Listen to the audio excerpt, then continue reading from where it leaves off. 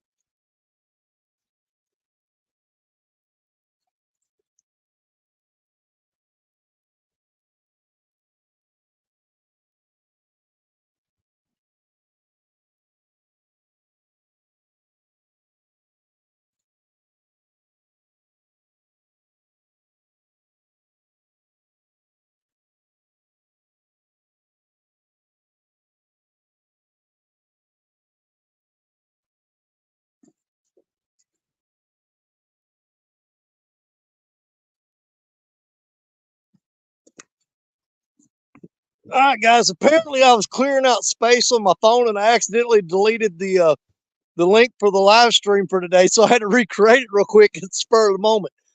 You know me, man. If I can screw it up, I'm gonna screw it up. but I did. Let me say hi to everybody real quick. Good Lord, y'all's pouring in here. All right, we said hi to Cleveland Wilkins already. Bullets Barbecue, little brother. Grandkids galore. Hope you guys catch a few. Thank you, thank you. 922 Crappie Barbecue. Dave Garcher, welcome in. Evening, evening. Burrito Catfishing Lady, my PB buddy. Lisa caught her PB at the same time last Saturday as I caught mine. Good job, Lisa. Oh, yeah, I was stressing there for a minute because I was going through clearing stuff on my phone and I accidentally deleted this freaking live that I had set up. So I had to start up a whole new one. Y'all's going to hear me say that 100 times because it's going to bug the crap out of me. Country Fishing, welcome in. We here down here, neighbor, ha ha. Okay. Okay. Oh, you guys are right down the street from me, aren't you? We here down here. Oh, I see you down there, buddy. Hey, they're fishing downstream of me right there. Country fishing right downstream. They're probably about maybe 60, 70 yards down from me. Fishing with Steve Mosley. Welcome in. That's why I cast out before I set up my camera. Yeah. Oh, and we got a special guest with us today. We got Brandon Clark from Outdoors Unsupervised right there. And Brandon's going to be fishing with us tonight, man. We're going to try to get on some fish for you guys. I'm not sure how it's going to work out. We'll do the best we can. You know what I'm saying? Conditions have been kind of iffy, but they were iffy last week, and we did pretty dang good. Hillbilly Moonshiners, welcome in. Run out of fish hooks. I got plenty in my ear. There you go. We're rigged and ready. Oh boy, outdoors, Larry, my friend, what's going on? Hello, Daddy. Just finished watching Brandon doing a 6-pound pizza challenge on Owensboro, Kentucky. Wow. He said that was a little one, man. He's got bigger. Yeah, he's got an eating channel too, you guys. He's got an outdoor channel, and it's what is it? The garbage.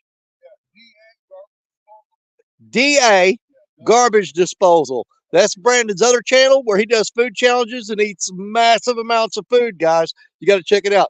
And he's got pet chickens and everything. If you check out his channel, man, it's funny as crap, man. I mean, he's got all kinds of crazy stuff going on. You guys got to check out my buddy Brandon. Yeah, don't tell nobody I sleep with a chicken. He does. He sleeps with a chicken. You can go watch it on his channel. Don't tell nobody. Yeah, he's got it on his channel, but don't tell anybody. Let's see. Sport Freak 97, Jeff, welcome in. Hey, everybody new here to the Outdoor Supervised channel. Looking for some good fishing. We're going to try. We got rods set out. We've got some big baits. We've got some small baits. We're going to see if we can get on something. The river's on a slow rise right now. It rained all day today. Temperatures were a little low. That may mess us up, but you know what? We don't give up. We always keep trying. We keep trying.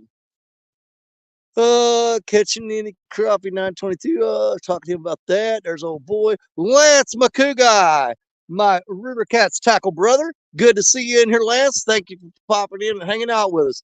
Guerrero Bagre, what's going on? Hey, buddy, what's the bait today? I've got fresh skipjack and I got fresh shad. I mean, we just caught them earlier and we're cutting them up, throwing them out there. We'll see if they're hungry. That's all I can do is just try to see if we can get something on there. We got the lights ready to go. When it gets dark, we'll fire up the lights and get it going so you guys can hang out with us a little bit longer than what we normally do. Your neighbor down here, I hope you guys have some luck. I hope you do too, brother. Hey, if you yell fish on, we will grab a camera and run to you. I'll have to move slow, though. I don't want to trip on these logs. Them some really cool guys downstream from us right now. Country fishing. They're straight up honest guys. They saw me over the Spillway Dam. I was throwing my cast net, and I came over here and set up, and they drove all the way over here, pulled up, and said, "Man, you left your cast net over there, and we brought it back to you." But it wasn't my cast net. So the thing is, though, that they were honest enough that they drove out of their way to bring that to me because they thought it was mine. And man, I appreciate it. That you don't find many people like that left these days. There's very few and far between. And when you do find them, you make sure you make friends with them because they're good people. And so there you go. Country fishing right down there. Guys, I appreciate you. My hat's off to you. They're the kind of guys that do the right thing. Fishing with Steve Mosley, welcome in. Fishing with Bacon. Yeah, that guy. Sounds like a good channel. He catches so much flack from everybody, man. He's trying to get everybody fish with bacon. Bacon is for eating, brother. I'll say, well, if you don't catch fish, you still got some extra bacon you can eat. There you go. There's Mark Diltz in there. Howdy, new viewer from Outdoors Unsupervised. Thank you, Mark. Appreciate you showing up. Hey, thanks, guys. I appreciate you guys showing his channel support. Please subscribe to his channel if you haven't already. What's wrong with you? There's some more videos, though. We're going to try to do some more videos. Oh, yeah, we're going to do a lot more. There's my brother, Cool Cats Fishing. James, what's going on? He says, keep it down, Danny. I know you can hear me all the way in Tennessee, brother. That's why I'm here. John Boyce Catfishing. Hello, hello. Welcome in. We got the rods out. I don't have high expectations tonight, but I'm not totally discouraged. You know, we got like I said, we got slow rides on the river. We got fresh baits out. Hey, we might get into something tonight. We'll see. Catfish Dog. Tim, what's going on, my brother? Good to see you. Good to see you. 217 Rebel Outdoors, my little brother. What's going on? Good to see you in here. How's the river level compared with the other years at the same time? It is up quite a bit, dude. I mean, all year last year, I fished way down there. I mean, you had to climb down several ledges. But what we're doing now is we're throwing out just short distances. We're not throwing out a long ways. And we're dropping that bait off them ledges and letting that swing rod come down and get that bait right up against that ledge. That worked out real good for us last week. I'm making no promises tonight, but we're here and we're going to try it. We're going to do what we can do. Greg Burgess, welcome in. Good to see you. I'm here. Kitty, what's the bait for tonight? Again, we're using fresh skipjack and fresh shad. Cut up just for these fish to eat. We want them fresh, fresh, fresh. They talk about fresh bait. Jerry Parker today went over to Kentucky skipjack fishing. And get this, guys. Jerry Parker caught 521 skipjack today. Now, I don't care who you are. That's hard to beat right there. There ain't nobody going to outfish that boy skipjack, and nada. Not going to happen. Nobody. Parker, 521 skipjack today. Way to go, brother. Good job, good job. I'm trying to get to the bottom here, guys. I'm watching you guys say hi to each other and trying to make sure I don't miss anybody. I've watched him for a while now. Okay.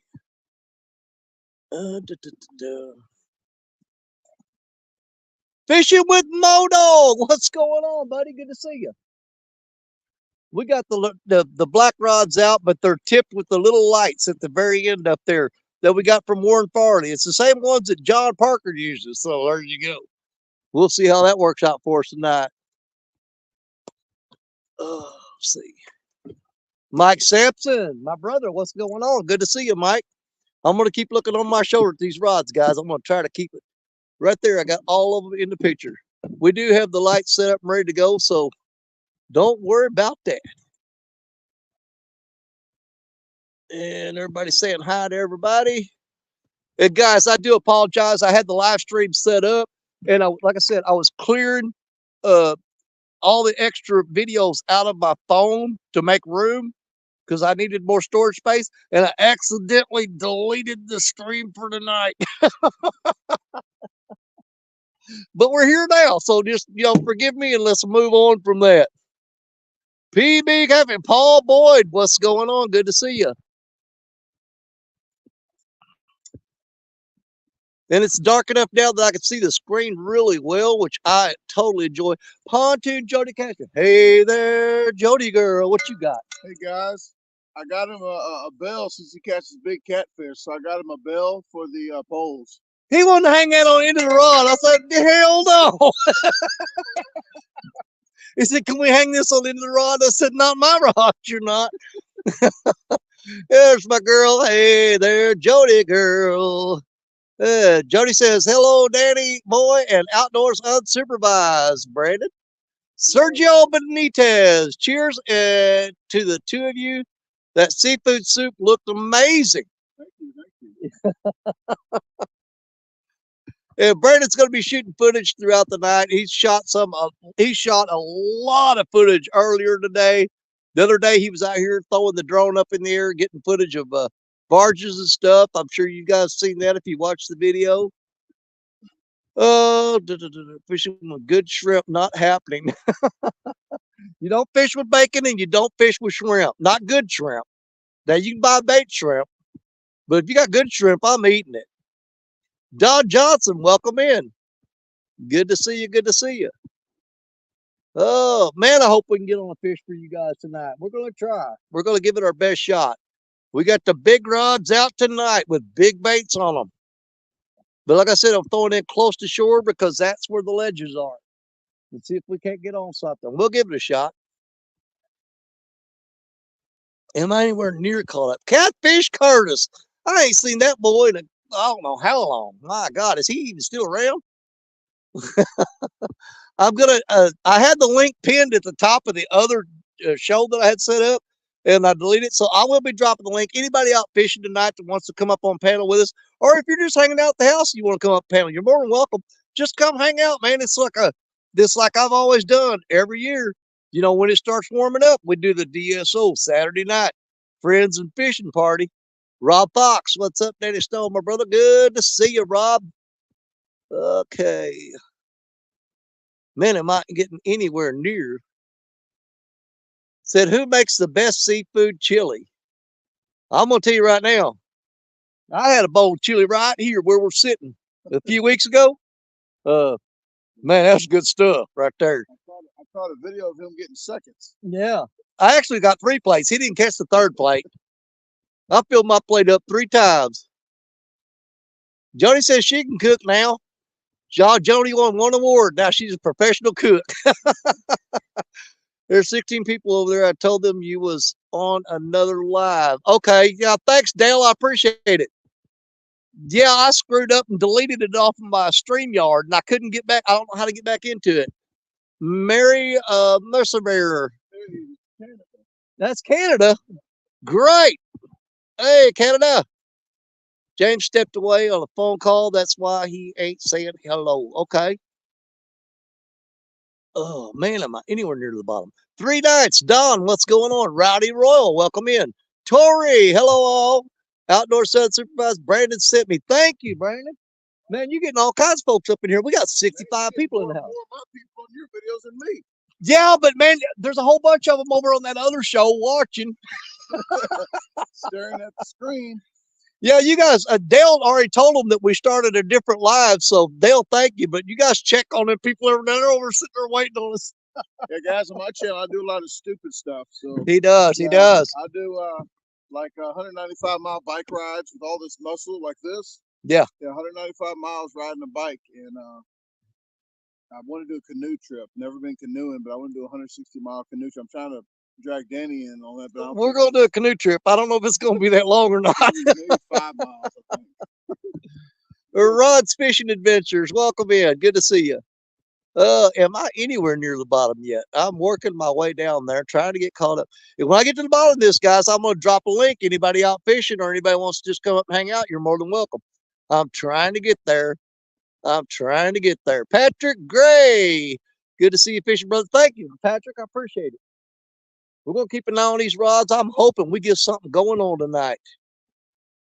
It's a little chilly out here, but it's not bad. It's not bad. I think next time, if we go live, I might bring my pans and you can catch them. I can cook them. There you go. We'll work on that. We'll do it. Well, I know where there's a real good channel cat spot. We can cook up some channel cat in a heartbeat. Creole catfishing. Who let Danny out? I got away from him, buddy. Oh, let's see here. Lord, I gotta get to the bottom of this. I'm trying not to skip saying hi to anybody. Most of them are saying hi to each other. Sport Freak 97. Fanny Listenby, that's Larry's wife. Old Boy Outdoors wife. Fanny, I had a great time meeting you last time we was up at the Kentucky Dam at the Land Between the Lakes. And looking forward to that again. We'll do it sometime real soon.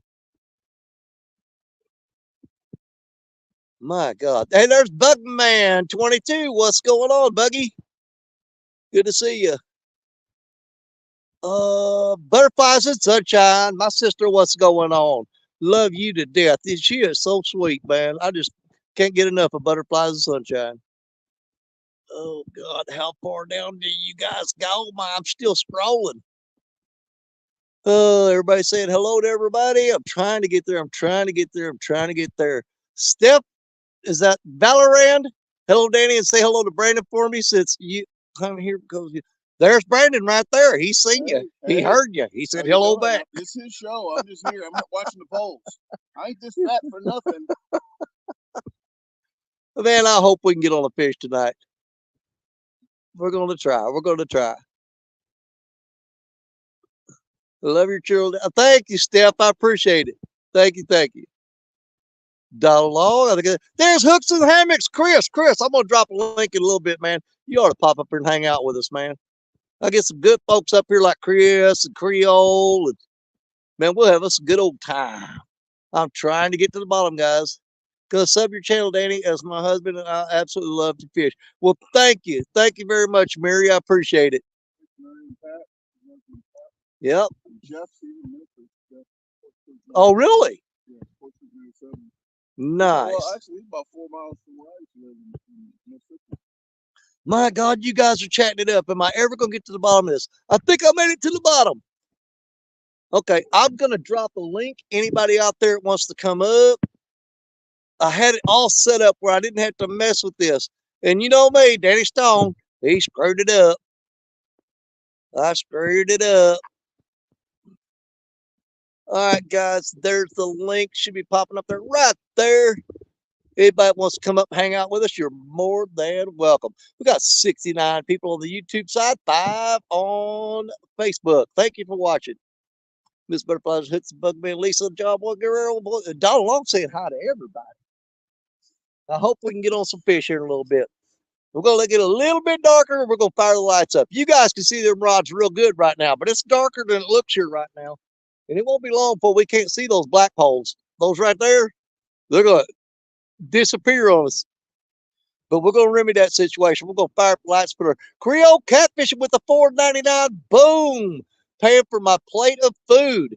Well, hey, he brought some stuff with him. I don't think we'll be doing any cooking tonight, but if we build a fire, we might.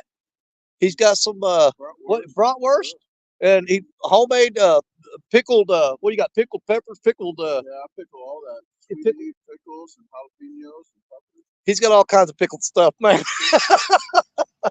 Y'all just don't know. He's got a ton of gear back there. I'm telling you. There, Skipjack Cindy, what's going on, girl? Good to see you. All right.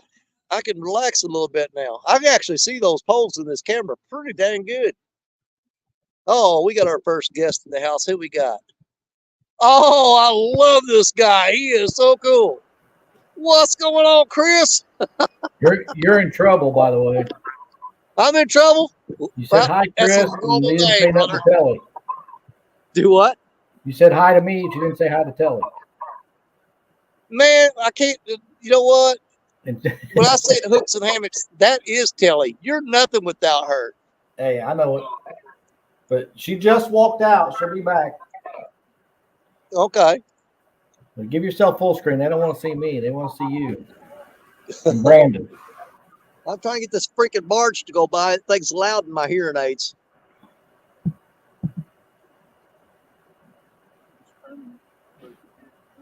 Yeah, he's going to be blasting right toward us here in a minute. I'm hoping we can get something going on these rods tonight. Mid-Tennessee Hog Catcher, welcome in. Good to see you. Danny, put yourself big screen. They don't want to see me. All right, brother. There we go. Well, man, Chris, thanks for hopping up in here with us, though. I'll stay in here for a little bit. I don't know how long we're going to be out here tonight because the temperature's going to drop pretty fast. But we're gonna hang around and try to get something going. I told him he was in trouble. Okay. We may build us a little fire in here behind us. Rowdy Royal, 922. Which way the wind's blowing? Mary would like to know, are you fishing on the Mississippi River?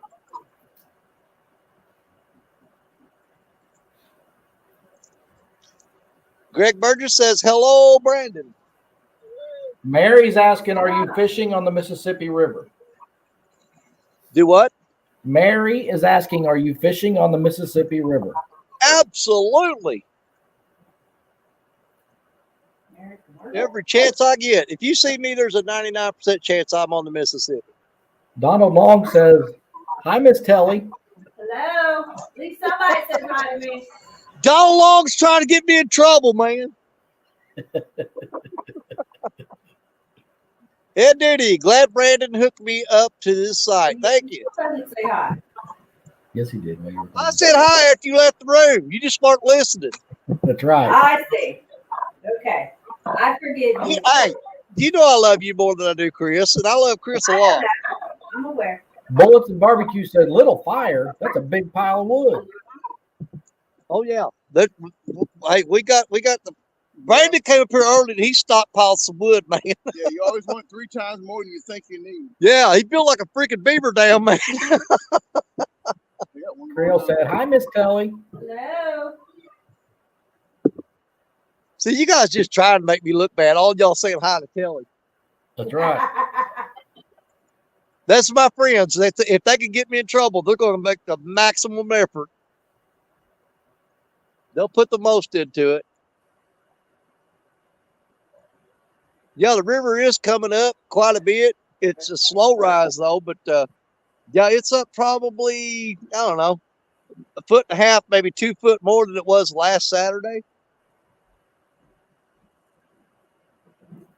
What was Brandon's channel name? Outdoors Unsupervised? Yes, Outdoors Unsupervised. And he's got another one called DA, like DA Garbage Disposal, where he eats massive amounts of food, like giant pizzas, giant hamburgers. What do you eat, like 16 pounds of spaghetti one day? Yeah. Yeah. He does food challenges, man. The spoiler. All right. Before mine does. The spoiler, I just did 10 Crave items from the Crave menu at Taco Bell in 2 minutes and 46 seconds. There you go. He did that today. I was hungry. Well, yes, I think yesterday. Oh, yesterday. I think yesterday. They picked 10 Crave items off the menu at Taco Bell, and he ate them in 2 minutes and 45 seconds. Hello, Butterflies and Sunshine. Creole said, I got to be nice to her. She'll be within striking distance in a month. We just got a hit down there on that Jody rod. The light lit up, but it ain't took it down yet. Mr. and Mrs. Telly, I don't think so. Don't come back up. Yeah, I was just trying to get the light. Yeah, well, that's what the light looks like I was telling you about. When that fish hits it, that light will blink. What's up, Skip? Cindy said it's so dark there. Dog Knight said, have Brandon move a little closer to the bike. Yeah, my microphone on my phone sucks. Well, what it is I'm so loud, everybody else sounds quiet. That's true. That's true. I got mics that you can hook to that, but you got that already used. Yeah, yep. There's a little round hole down here. I don't know what it's for. For headphones, but the one I got plugs into where your okay. sees that. I usually talk really loud, but he's really close to the camera too. So always. And he's really loud. I am loud. They've met me in real life. Misplaced country girl, what's going on, Bethany? She said Martin finally made it home today, 24 hours late.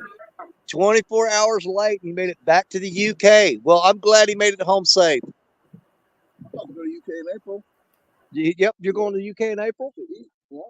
He's going over to doing some food challenges and stuff? Yep, I'm asking everybody if they have French fries. So I can piss them off.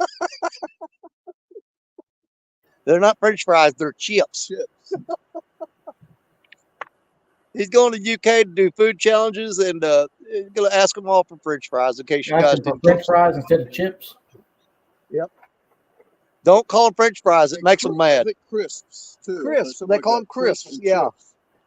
Crisps. Potato crisps. 922 says they're working on a bite alarm while watching.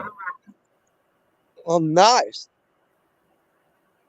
Probably in your way. No. You're good. You're good. If one of those rods go down, we'll see it.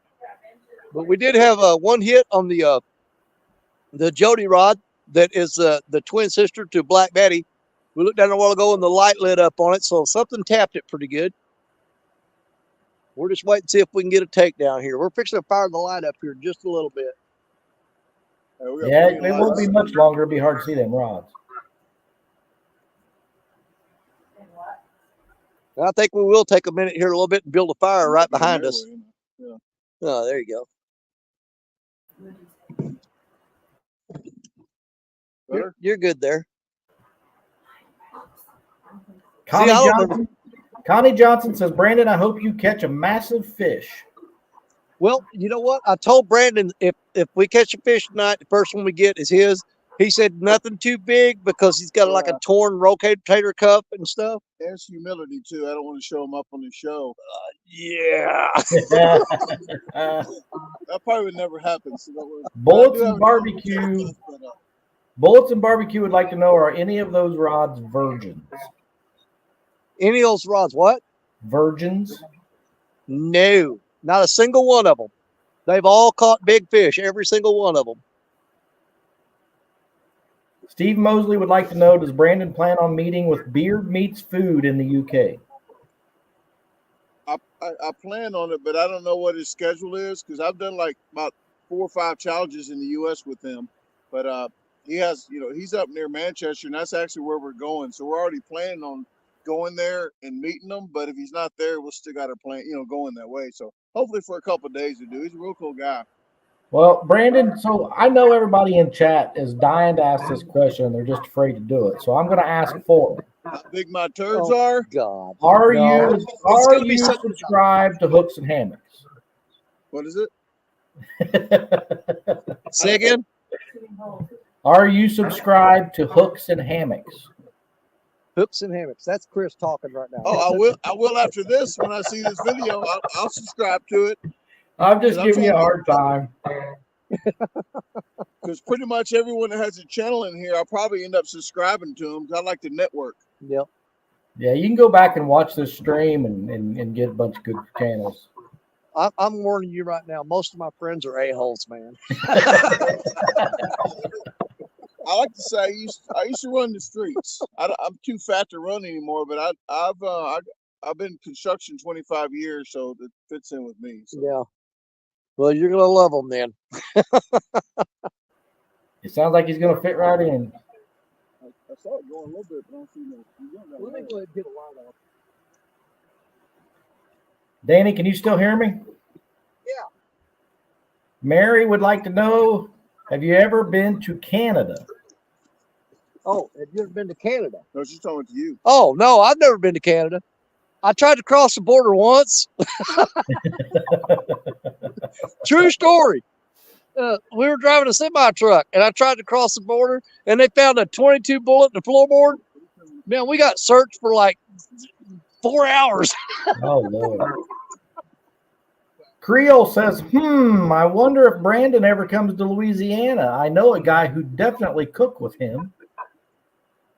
Okay, that's all now. Creole says, do you ever come to Louisiana? I've been there. I'm the Scott County, or Scott Parish boudin champ. Dude, you hear that? Yeah. The Scott Parish boudin champ right here. Boom, baby. And I can't say it right. Boudin. You got to shake your head like that too. Boudin. And they gave me the microphone, and you don't give me a microphone, but they asked me if I ate that before. I said I never ate booty before. Yeah, they booed me, but when I won, they was all happy. Yeah, pretty cool people. Joshua Perham says, what's up, Danny? Hey, what's going on? Oh, there's the greatest catfisherman that ever lived right there. Real-time catfishing. Is he in here? Creole said that's not home. I would not have caught that fish last week if it hadn't been for John Parker too, because I was ready to give up and go home, and he put up a picture of a catfish and a bluegill that he caught, and I said, "There ain't no freaking way I'm quitting now."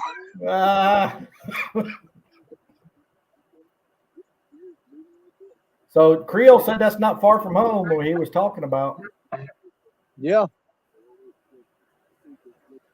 Yeah, he's traveled all over, man, and he does a lot of traveling, doing food challenges and different stuff like that. No, you can say whatever you want, man. These people over here don't care.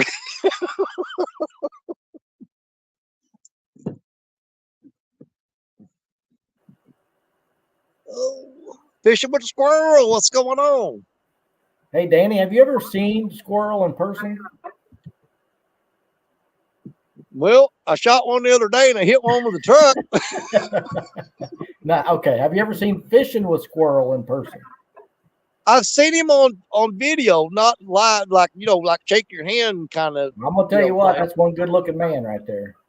Really? That's what I heard. Mm-hmm.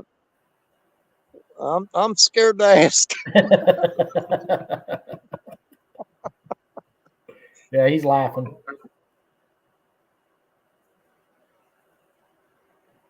And Connie Johnson, hello.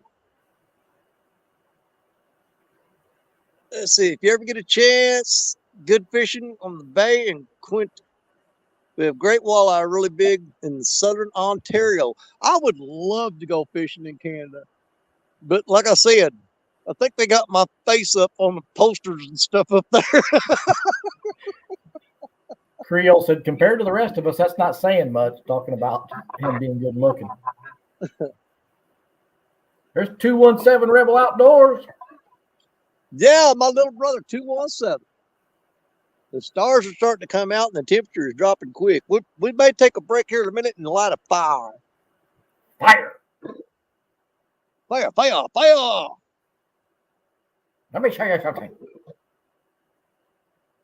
See if anybody gets that reference. Let's see. 66 people in here on Facebook, 7 on, oh no, it's 66 on YouTube and 7 on Facebook. I was going to say. Man, I'll tell you what. You cannot turn me loose with a freaking phone. I was going through trying to clear out storage a while ago, and I deleted the whole freaking thing.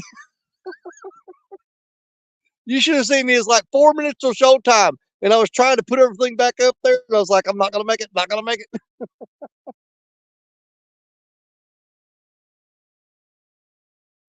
And there's probably still people over on that other show waiting. Well, where's he at? Is it Danny funny how that border control works in some countries? Yeah. They go, let them in the U.S., but don't let them back. Everybody needs to do what Connie Johnson just said. Hit that like button. Yes, thank you, thank you. I was about 15 miles from Mexico and 15 miles from Canada, but never been to either. I was always rushing to do food challenges and stuff, but Laredo, Texas was a jalapeno contest, and my eyeballs were red as hell. And I was going through the border because it's still a border check. Yeah. And I went. I said, "You're not going to believe this." And I gave him my card and showed him that. He said, the card didn't even stop all the way. They said, just go ahead. You're not going to believe this. I just had 141 jalapenos. 141 jalapenos. Yeah, 11 minutes. 11 minutes. It'd take me a lot longer than that to get rid of them. Well, that's when you got to go to McDonald's and ask them, does your milkshake machine work before the contest? Oh, yeah. Because you go straight there and get about 5 of them. Yeah, well, usually the answer is no. 217 wants to know how many rods you got out. We've got 7 out. And we've got one sitting behind us that's in backup. It's waiting its turn. If we get something happens to a rod, we got another rod ready to go. We got the Jody rod out down there on the far end. That's the one that's a twin sister to Black Betty. Next to that, we've got the J-Dog rod. The White Lightning is out there. That's the one that caught the 88-pounder last Saturday. Next to that, we've got the new 12-foot Kuma Tundra that we got from Lance McCougar. That one is right there. And then, of course, you got Black Betty right there. She's up, loaded up and ready to go with a big old giant skipjack head on her. There's that 13-foot Sunbeam rod that I picked up from CatCon last year. And then you got the Mad Cat's Bolt right there and the Mad Cat's Panther right there. So that's Miss Lisa rod right there. And that Panther is, what did I call that rod? I can't even remember. Blue Betty? No, the little blue one. Joshua Perham, his channel is Outdoors Unsupervised. First one you said? The very first one down there is the Jody rod. Yep. Man, I forgot that blue rod's name. Madison. That's Madison, the Mad Catch rod right there. So what's the name Madison. Stacked The blue one Bread is said, Madison. "What's up, Brandon?" again? Hey, how you doing? Waiting for some fish. I'm hungry. I'm not gonna eat these fish, but we brought some food. Yeah, he's got coolers and coolers and coolers full of food back there. I'm like, dude. There I we go. usually starve when I'm on the bank. Creole posted his link.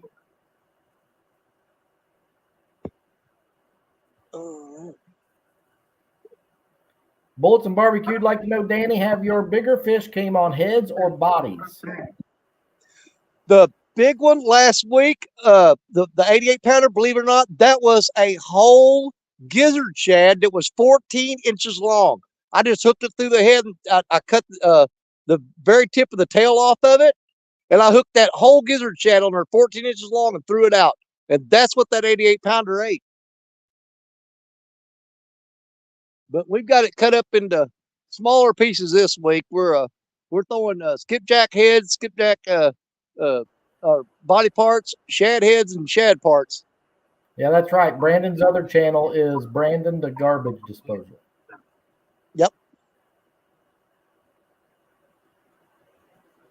Said, thanks, Credo. I booted myself trying to find it.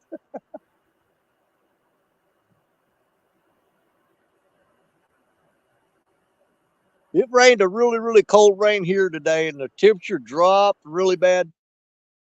Man, I've been looking forward to this weekend all week long because I knew the bite was going to be better because it'd been warm all week. And man, in the last 3 days, the temperature has dropped. And I'm like, you got to be kidding me. Every time I plan something, it always messes up.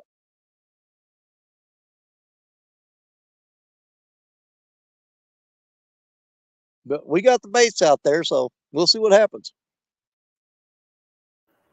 Can you still hear me? Yeah, loud Okay. and clear.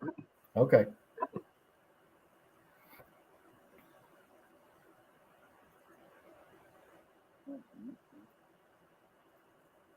I don't think we're going to be like slinging a whole bunch of fish up on the bank tonight, but we might get on something. I don't think it's going to be tons of them. Butterflies and Sunshine said, just subbed you, Brandon. Thank you very There you much. go. Yeah, there's a lot of them been saying that, but you talk too much. I can't read them out. Nice. Well, you guys check out both his channels because, man, he's got a pet chicken named Paula, and he sleeps with that chicken. Thank you, Chris Everett. You didn't have to do that, but I thank you. I think this is the wrong one. And he put Telly's name first. That's the original one. That's the one I deleted off here. I can't get back into it. Oh, we got hit down on that car rod. Oh, the second rod just got hit. I see some movement down there. Yeah, we just got 2 bumps on 2 rods down there. That white one right, man, I could never get my finger right. That white one right there got jerked, and there was a light flickered on that one there. That's a barge there. That ain't my rod. Rob Fox, if you just scroll up a little bit, it's in there. They just posted it. Do what? Rob was asking if somebody dropped Brandon's links. They're doing it right now.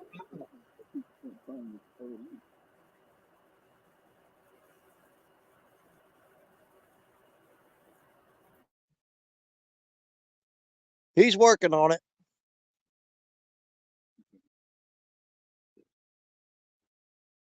You find it? Man, I can't believe. See, I went through my. I was deleting past videos on StreamYard, and somehow I accidentally got it on the upcoming, and I deleted the freaking link for this show tonight. Oh my God, man! I can't believe I did that. And there's still people sitting over there waiting for us to show up. I can believe it. Does that mean I'm going to have 2 shows up there? It's possible. It's going to be the same thing. I only got a notification for this one, so. Okay, good. Yeah, there's comments on both channels. No, there too, and then I put that, and then I think I just there and there. I got both of them. All right.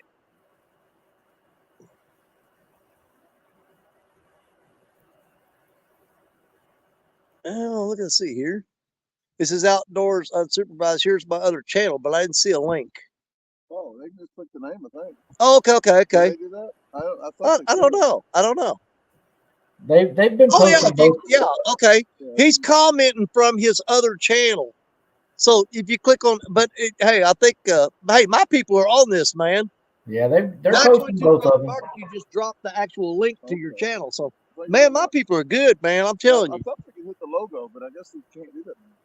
Well, you can hit the 3 dots on the side and go to it. Okay. But they're dropping your link in there anyway for the garbage can. Hey, Danny. Yeah. Point to the rod farthest away. Point to the rod farthest away. It's way down there in the dark. So yeah, we're not gonna be able to see that one. Steph was asking if you could change the light, but that's probably just too far. It's got a light on the end of it. When it gets hit, the fish gets on there, that light will be blinking. I'll show. Okay. Here for it. Brandon brought a bunch of lights with him. Dude, you would not believe the camera gear and lights and stuff he's got. I wish I had just a quarter of the stuff he's got. But he's going to set up a light down there now. I don't know if it's going to help on that rod or not. But that rod has a light on it that when the fish bites, it'll light up. Yeah, I don't think we're gonna be able to see that rod. Nah, you ain't going to be able to see it. But like I said, it's got a light on the end of it. If you guys see a blinking light down there that's not a barge, you'll know that rod's getting hit because it'll light up. It's Or the it's a same UFO. lights that John Parker uses, and they are awesome. Or it's a UFO. Oh, yeah. Well, if UFOs come down, we start getting probed, man. I'm killing this stream. I'm pretty sure you're on their list, Danny, the do not probe list. Yep. Well, we'll still record it, and that'll be for members only. My membership will go through the roof. Hey, you want to see Dan Stone get probed? You want this lit already?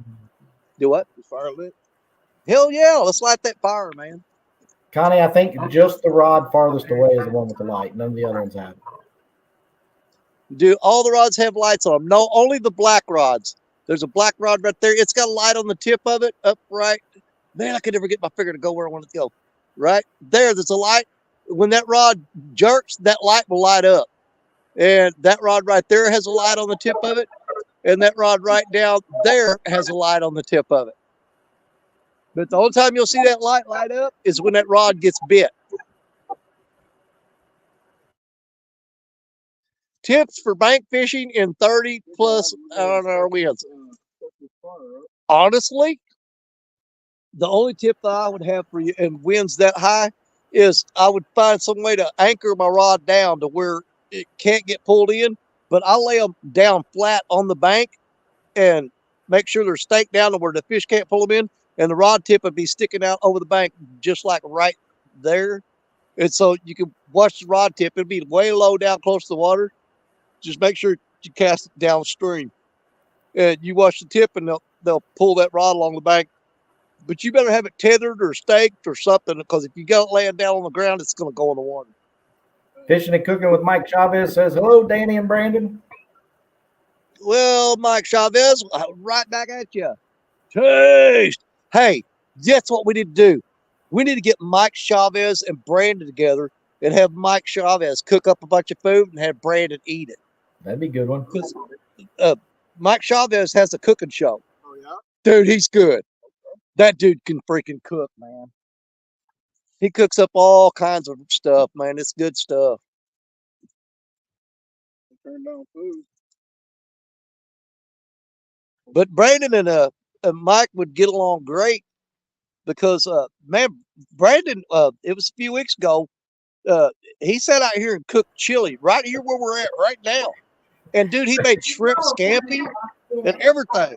And I sat right here on the bank where I'm sitting right now and had a 5-star meal.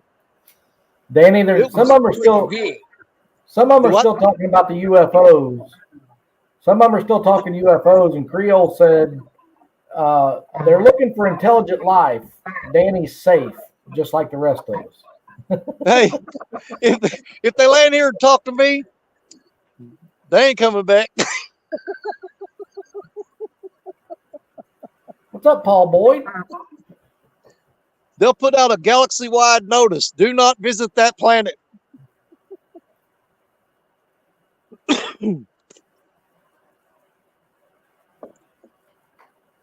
Brandon's getting us a nice little bonfire built back there. Fire. He's working on it.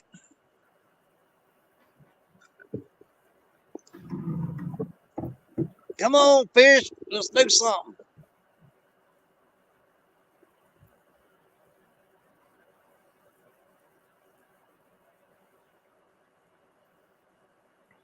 Yeah, I like the fact that our river is on a slow rise right now.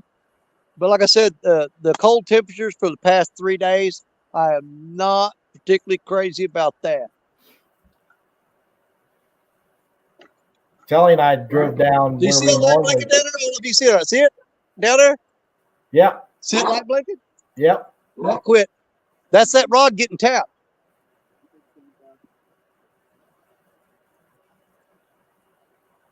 Probably a freaking channel cat. But when they hit that rod, that light will start blinking. KY Redneck, I didn't see him. I'm sorry. Hello, KY Redneck Outdoors. How you doing? I didn't see him either. Danny's so loud it's hard to read chat. It is. Oh, we're getting hit on that white rod down there. Hold on.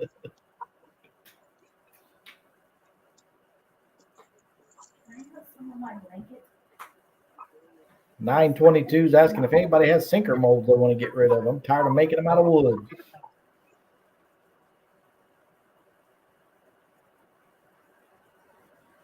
They're both going to be down there on that rod on that end, and this rod down here is going to bend over.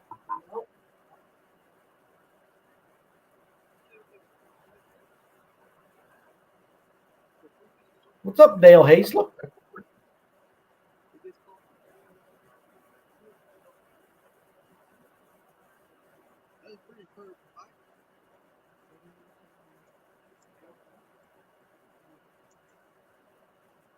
Ooh, man. I can't see nothing. Yeah, we had a pretty aggressive bite on that white rod right down there. That one. He was whacking on it pretty good. I think that one's got a big giant skipjack head on it too. So we're gonna let him eat on that and see if he'll hook up. I am not gonna have fun running down that bank. It is dark down there, and there's sticks everywhere. You trip on it, the mud, all the bank's all muddy. How long you plan on staying out? Let's see. We'll probably do at least 3 hours. Yeah, if we haven't got any fish on the board in 3 hours, I'm gonna be pretty much over it. Mike Chavez was already subscribed. Mike Chavez was already subscribed to your channel, man.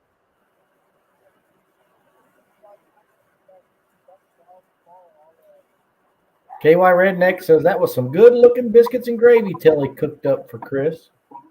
Thank you. It was delicious. You watch the video? Yeah, that's better. Well, that's how you know That'll keep us from breaking our neck when we're running down there.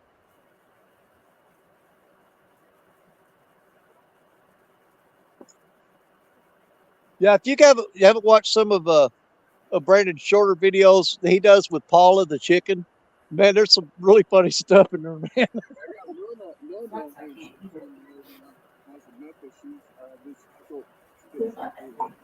Now, which one of the chickens was it that pulled the gun on you for holding out on egg money? That was Luna's. the one Luna. across the road. Egg every day and go back outside with the rest of them. Yep. One of his chickens pulled a gun on him because he was holding out on the egg money. That was Luna. Those are egg prices. Captain Morgan says he's having a blast watching you. Well, thank you, Captain Morgan. You can come on up if you want. If you see that light blinking right there on that rod, it just got tapped. See that little light? Yep. Something bumped it. See those little lights are on all the black rods that you can't see. They got a light on the end of them. Is that a barge we see out there? Yes, it is. Unfortunately, it's the same color as my lights.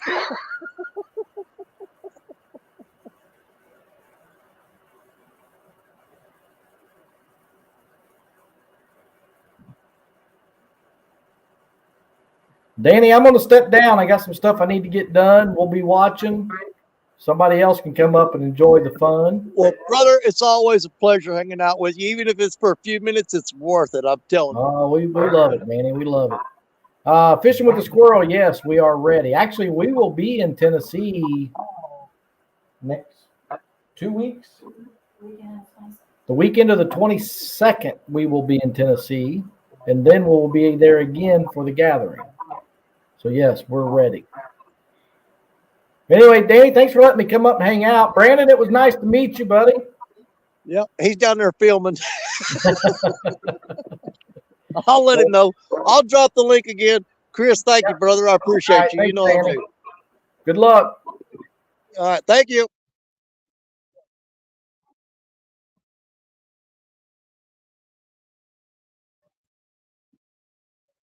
All right, and there's the link if anybody else wants to pop up. I don't think we're going to set the world on fire with fish tonight, but you know, we got a lot of rods out there and a lot of baits, so we'll see what happens. We had a couple of little hits, but there's nothing that's really just like nothing to get me excited about.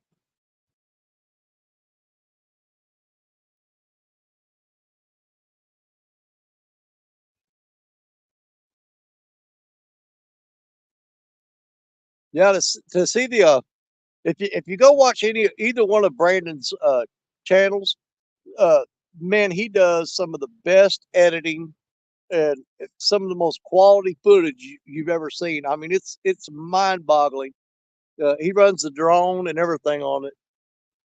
Not the best, but it's the better one it used to be. It's good. Yeah, I like it. When people that actually do the trolls complain about my footage, like the 4K and everything, and they try to mess with me. Like, oh, you think this is bad? Check this out, and I'll show them old footage of what I used to do. Oh yeah. Oh yeah. So, oh, you think this is bad? Check this one out. Oh, that's pretty much anybody. If you after you've done YouTube or TikTok or anything for a while, Yeah. when you go back and look at the very first video you ever put out, you're like, oh my God. Oh yeah. You know what I did? I didn't even know how to turn like when you accidentally record the wrong way. I didn't even know how to turn it on my editing program where all I had to click the button and turn it. Yeah. So what I did was I downloaded to my computer. I turned my computer sideways up facing this way, Yeah. and videotaped it. And then I re-downloaded that, and it's always shoddy as hell. Oh yeah. That's the one I share with everybody. You think this is bad? Check this out. Have you got another one of them lights we can throw right back here? We'll put a light right back here because that way they can see you a little better. I keep getting right up there and it's real easy to see me. I look better right now. Better without the lights. But if we get a big old fish, we want lights to be able to light it up to where we can see it out here. Is river rats in here? RRC Doug. RRC Doug. Oh, that's Rebel River Cats. There we go. That lights it up a little bit better. Man, he's got like big storage cases. It's full of lights and cameras. And this is at 23%. I can go lower. I think that's pretty good right there. It doesn't take much. Yeah. Yeah, absolutely. That'll work. 2 hours just like this. That'll work. Because I figure if we don't have a fish hooked up in here in about 2.5 more hours, we're probably going to bag it anyway. Give me something to eat. Yeah, absolutely. All right, so now we got some backlighting going on. You can see a little bit better.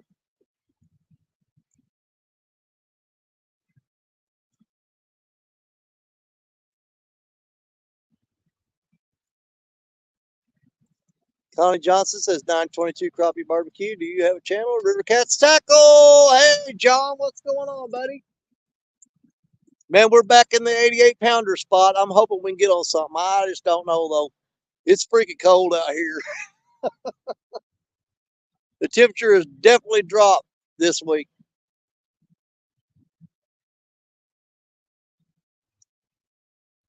Waves. Yeah, the waves are going to start splashing in here. They're not so bad on the barges going downstream. It doesn't throw as much water up on the bank. The ones going upstream, they slam the bank with waves, man.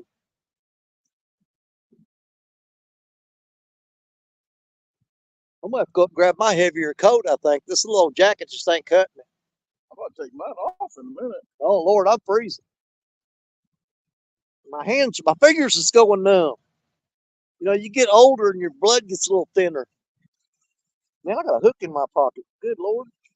I can jam my hands in my pocket to try to get a warm, wind up with a hook in my finger. Yeah, fire There. now. That'll work. Sorry, guys. I'm all over the place getting video. He's running around shooting video of the fire and everything.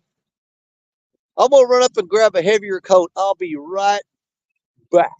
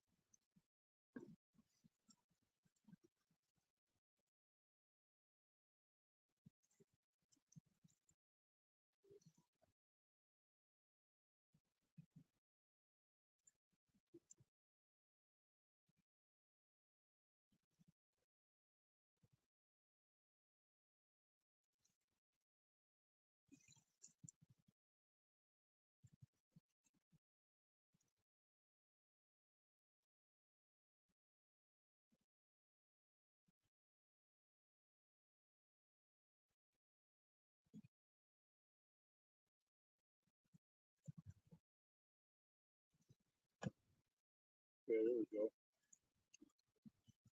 Oh yeah, the fire's finally going. It was smoke. It was just turned just to smoke, but I blew on it a little bit.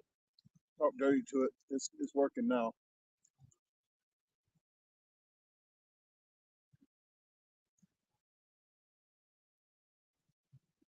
But eventually, there's a little island. When I was really young, there's a little island out here.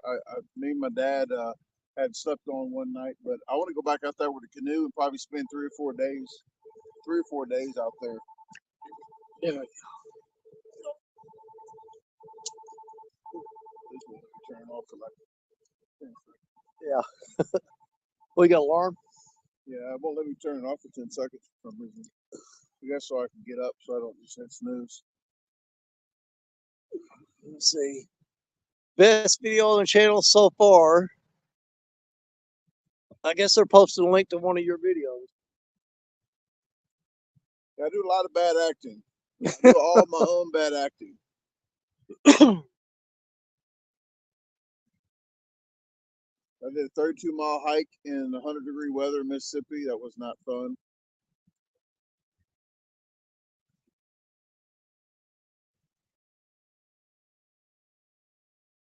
I can promise you, if you guys check out either one or both of Brandon's channels, you're going to enjoy them, man. He's got some quality entertainment right there. Yeah, the girlfriend at the time I was with, I packed my bag, and then I had her go out with GoPro and unpack the bag and take stuff out, put stuff in that she wanted to. I didn't know what was all in there, and she dropped me off, blindfolded me, and dropped me off for 3 days. And I knew it was 100 acres of her family, but I didn't know where at. Yeah. It was like an hour-and-a-half drive. And it turned out 4 days. It was 4 days she dropped me off instead of 3. Ain't no way I'd let my wife do that to me. So I said, I do sketchy stuff. Well, she gonna pack what she thinks I need in a bag and drop me off somewhere blindfolded and see if I can make it? Yeah. I don't think so.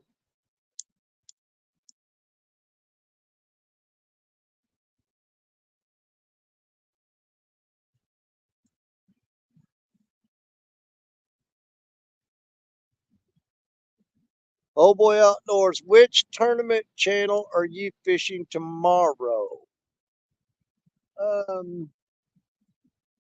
I don't think that I'm not in a tournament tomorrow. There's stand day tomorrow's the only one I know of, but I don't think there's any tournaments tomorrow that I'm entered in. If there are, I'm gonna miss them. Danny, you're gonna make stand day tomorrow. I'm gonna try. I'll try to make stand day. I may actually go to a conservation lake and just target channel cats tomorrow. That if I get up and make it on time, we'll see.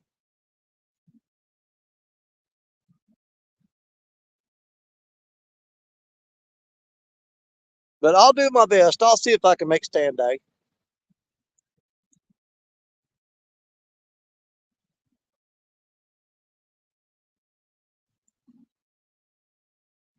You know, my chest has been hurting me bad for the last 2 days.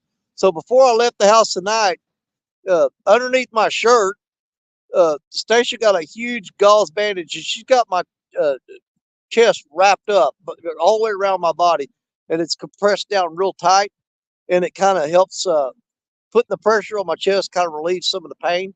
So it's actually not bothering me at all right now, as long as that bandage is squeezing me and hugging me like it loves me.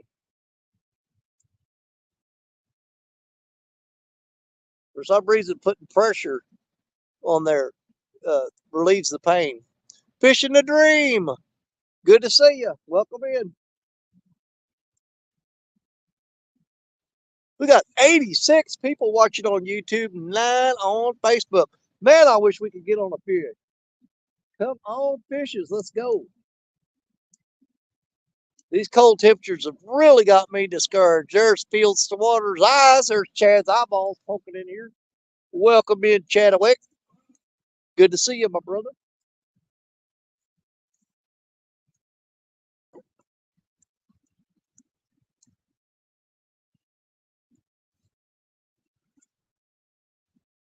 Yeah, we just had a couple little bites, so there's nothing really to brag about.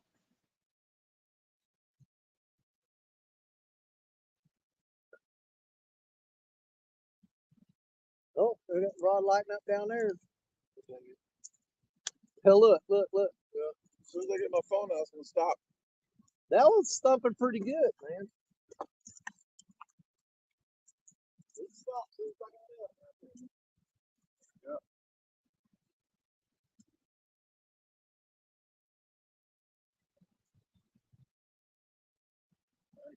Close call here. Getting close. A lot of times, we've got those big baits on there. We're throwing big baits. I got a couple of small baits on the Mad Catch rods, but the rest of those rods, you got really big baits on there. And a lot of times you get those channel cats that'll grab that bait and they'll pull and pull and pull, and they just got to hold the bait. They don't got to hold the hook. And they will set them lights off. Harry Anderson fished all morning in the Mississippi, no bites. Well, we've had a couple of bites. We just ain't got no takers yet. We have some bacon wrapped shrimp. Bacon wrapped shrimp.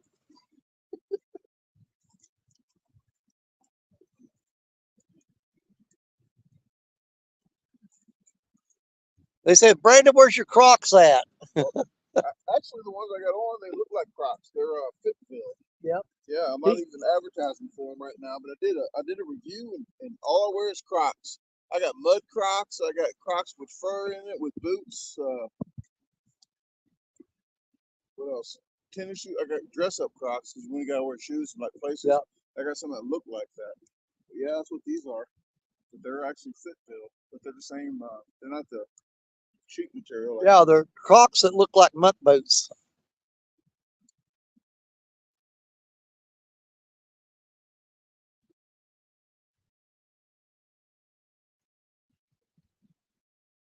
And we're actually starting a little early for me this year.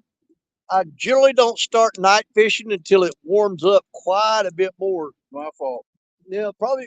But with Brandon's schedule, we pretty much got to go when he can go. Well, this time I was just trying that one.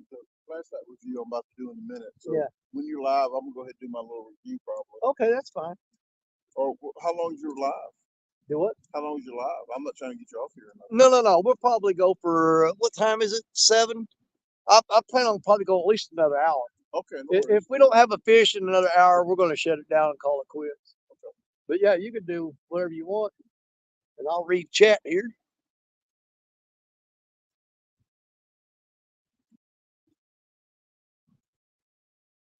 He doesn't have the attachments on the back of his Crocs.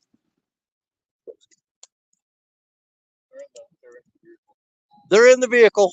Balls.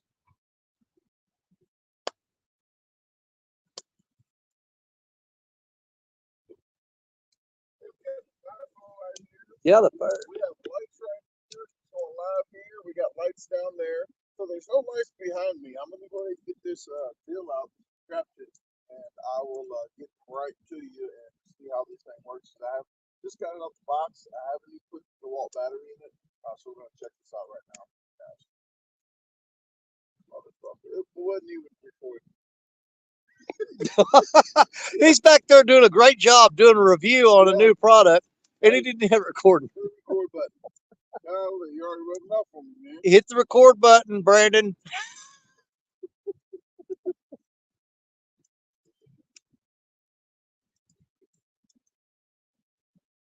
Yeah, did an amazing review on a new product. Amazing. And didn't have it recording. Hey, you know, this is Brandon's thing too. Cut. Start over.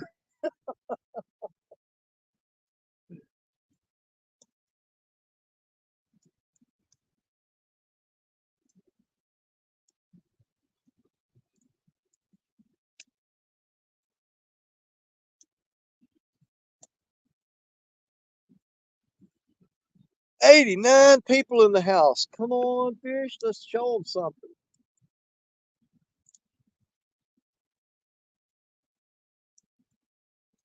I was really tempted to go to one of the tributaries and us target some channel cats tonight, but I really wanted to try to get on something big with Brandon being here. So we did the rolled the dice and the Hail Mary pass and all that, and we came right down here to see if we couldn't catch something nice.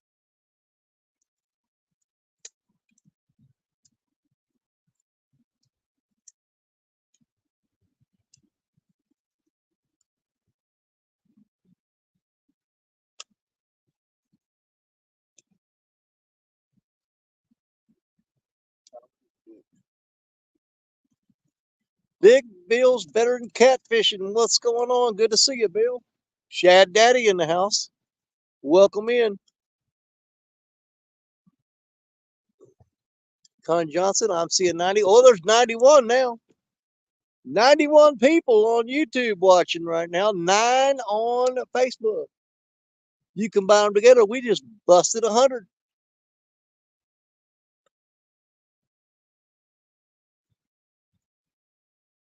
I guess that little fish got tired of pecking on that fish head down there.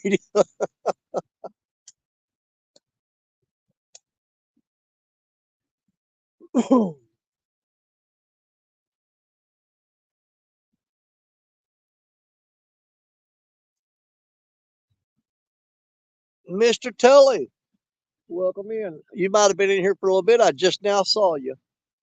If you've been in here for a while, I apologize for not noticing you sooner.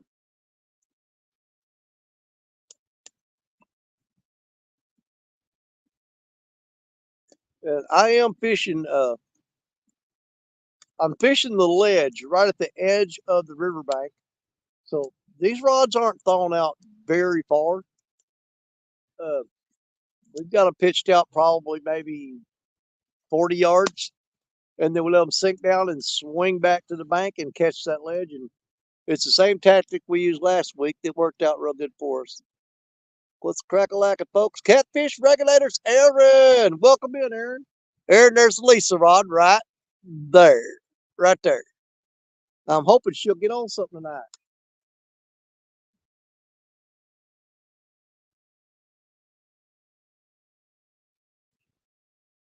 So far, our 2 bites have been on the rods that are furthest away. That white one right down there, the one that's leaning over a little bit more. Not that one sticking straight up, but the one, and that's actually a J-Dog rod down there. It got hit pretty hard a while ago. I was jumping up and running down there. I thought was actually going to get on that fish. Randy Old Gray here. What's up, Randy Swain?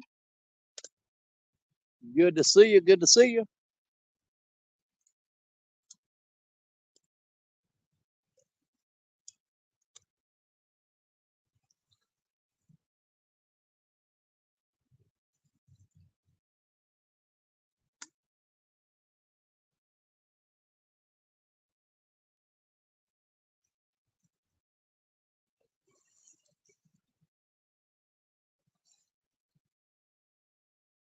Yeah, I ain't gonna lie. It's a little bit discouraging when I come down here last week, threw 3 rods out, and had a fish on in about 48 seconds.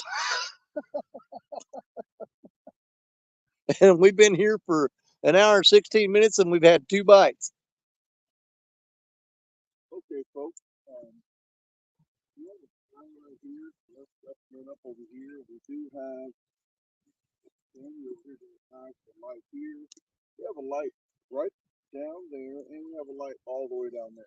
But back here, nothing. So I'm going to check this light out.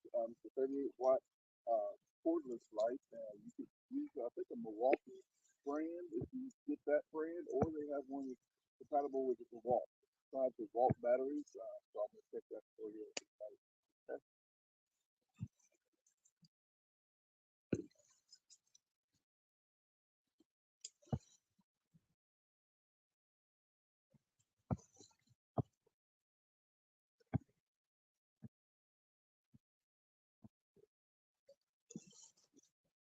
Keep going, man.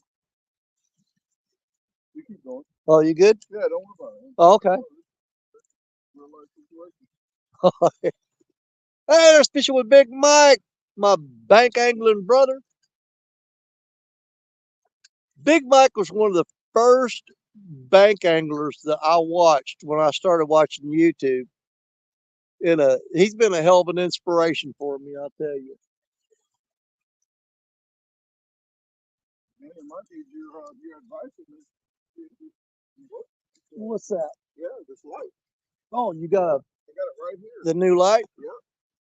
That is the light, folks. I'll put a picture up right now because I took a picture up earlier when I got here. I got all these different batteries. I got the smaller battery here, the 20 volt, and I have a bigger 5 amp battery. So you can actually, I like about this already without even putting the battery in, that you can carry this around without having to carry a big tripod or whatever.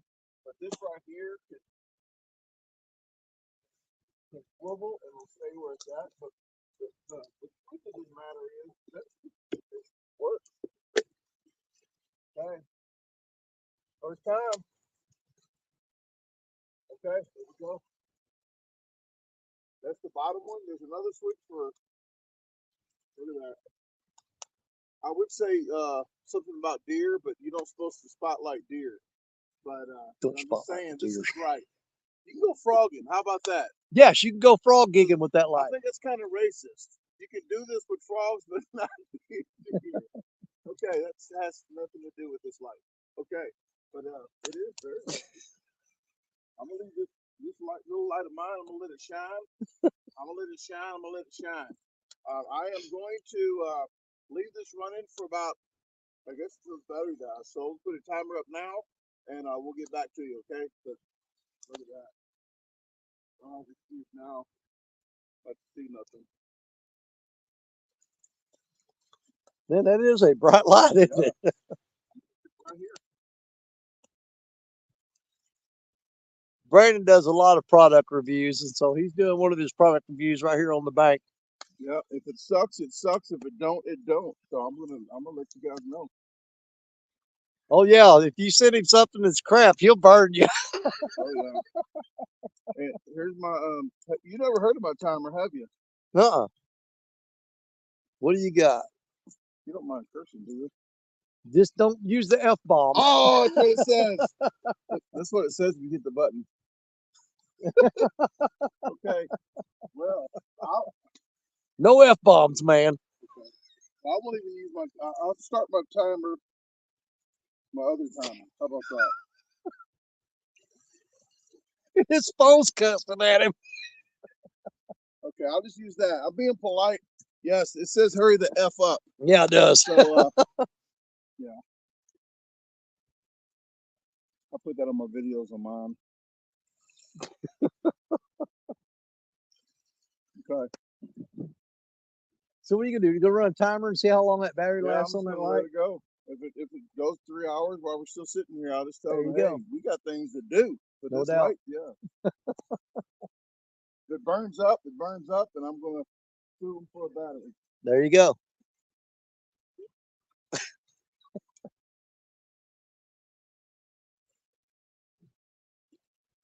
Grace Davis said, "So awesome seeing you and Brandon fishing together. When I started really watching YouTube, he was the first I started to watch, like 6 years ago."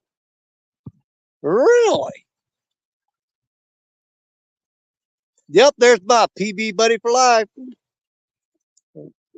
No one messes with my buddy now forever. Sing it, Danny. Well, we're PB buddies, and that's the best kind. Nobody fools with a buddy of mine. Old catfish rod slinging PB buddy of mine.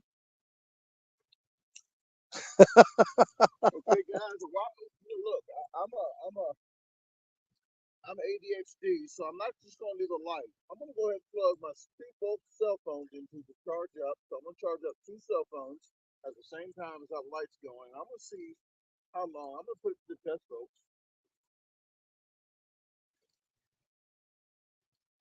Connie, if you look back, my very first video on YouTube was about 7 years ago, and then I didn't put another video up for 4 years.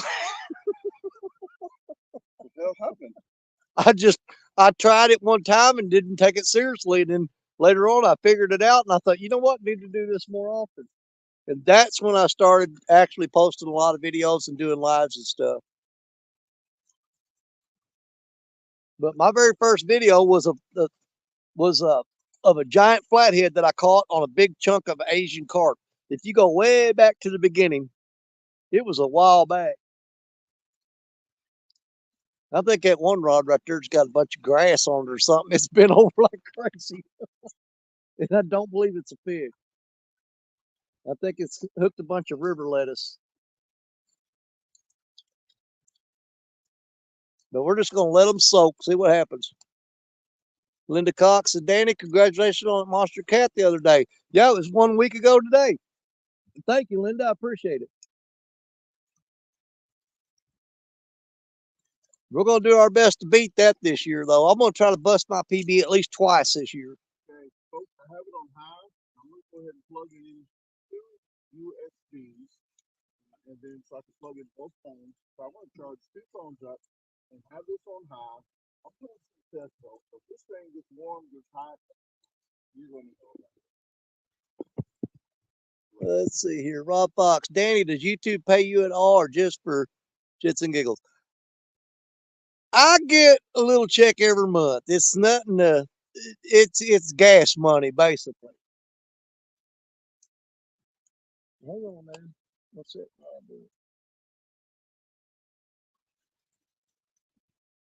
I don't know if there's something caught on that rod, if there's a fish biting on it. I don't know. Keep an eye on that rod right there. That may just be some trash caught on it. I don't know. It was bouncing a little bit back there. I don't know if y'all can see it or not. Oh my God. Can it be? Can it be? Let me scroll back. Catfish Weekly. Man, that is one of my heroes right there, Mr. Lyle Stokes. I tell you what.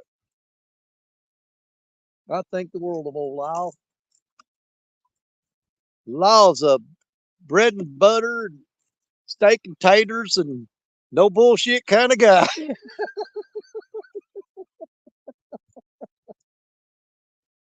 He'll lay it out there on the table for you, and you'll either like it or you'll leave it.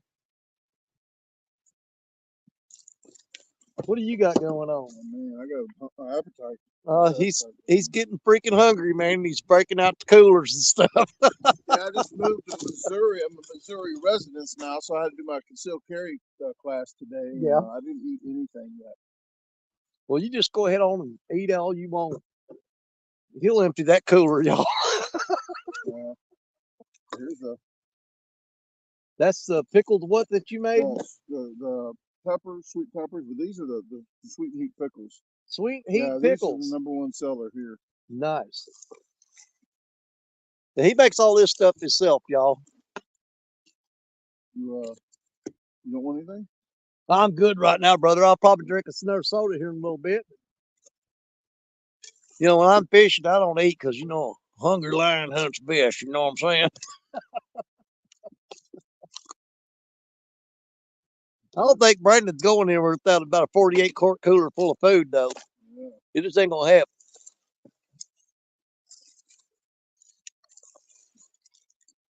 I can see what's gonna happen here. He's gonna get all them groceries laid out. Yeah. And we're gonna get a fishing rod, go down, and I'm gonna take off running and trip over that cooler and dump all his food out. Right, yeah. See, this is the magic here. That's the magic. You gotta look busy. They smell it. They smell that food and it's making them back. Yeah. Gotta look busy. Yep, we got to hit on that 13-foot sunbeam rod. They're back to winter tactics right now, though. They're just bumping the rod. They're not, you know, like a short biting in the winter. The water's cooled off today quite a bit. It cooled off yesterday, and it's got them going back to that tapping crap. Don Johnson said, "If I trip over that cooler, we love bloopers." Man, he's making up freaking sandwiches and stuff, man.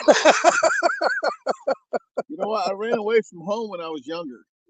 I ran away from home. You know, like a hobo, like on a train with the cartoon with the stick, Oh and yeah. the handkerchief. Well, I wrapped me up a sandwich, and I was young. I was really young. Well, I went about maybe half a block in the bushes, ate the sandwich, and then I went back home. I didn't have no more food. He ran away for long enough to eat a sandwich.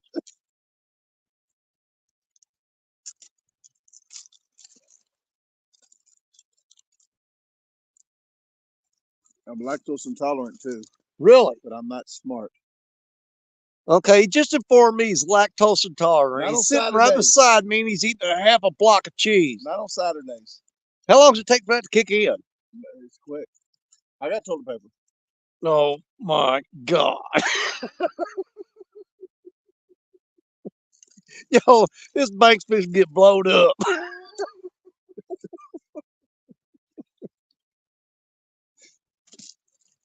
Yeah.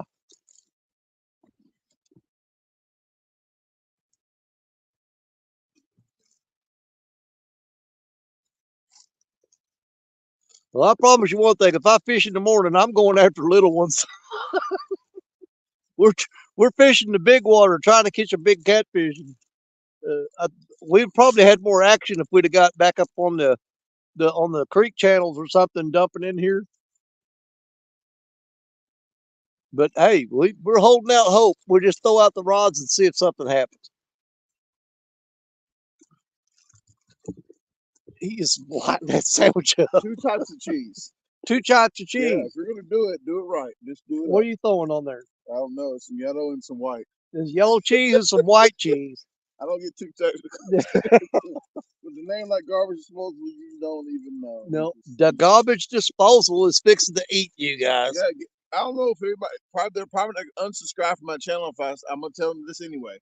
This is Dale steak sauce. Have you ever had it? No. Walmart. Really? Better than A1. Really? Yeah. If you see it, get 3 bottles because next time you go, it's not going to be there. Yeah. Dale's steak sauce. Dale's steak sauce. And I'm not even getting paid to say that. Well, I mean, you know, there's nothing wrong with the steak sauce, but my opinion on it, if a steak is cooked properly, oh, I heard that. It don't need no steak sauce. Yeah, if you see me putting the steak sauce is good, but if you see me putting steak sauce on a steak, then that steak sucks.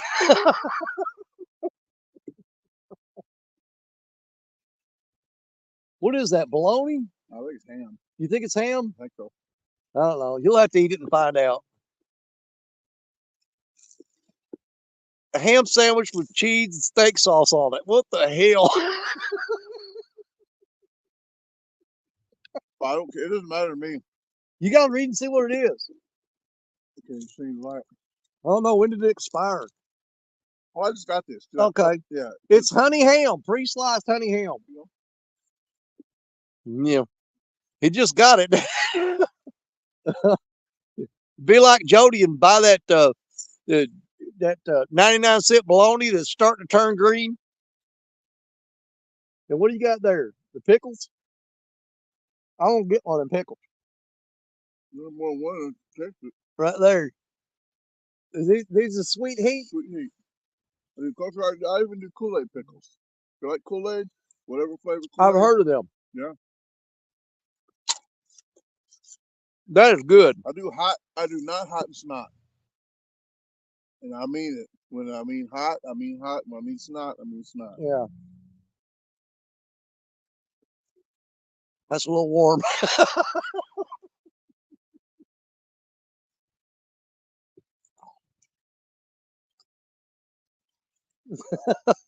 It's got a little heat on it.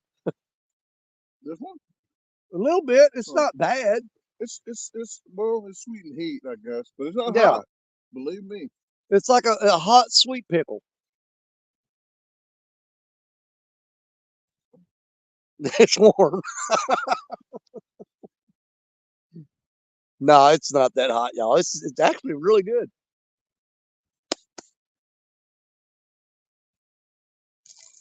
So you make all these pickles and stuff. You sell them on your site or what? They're on there.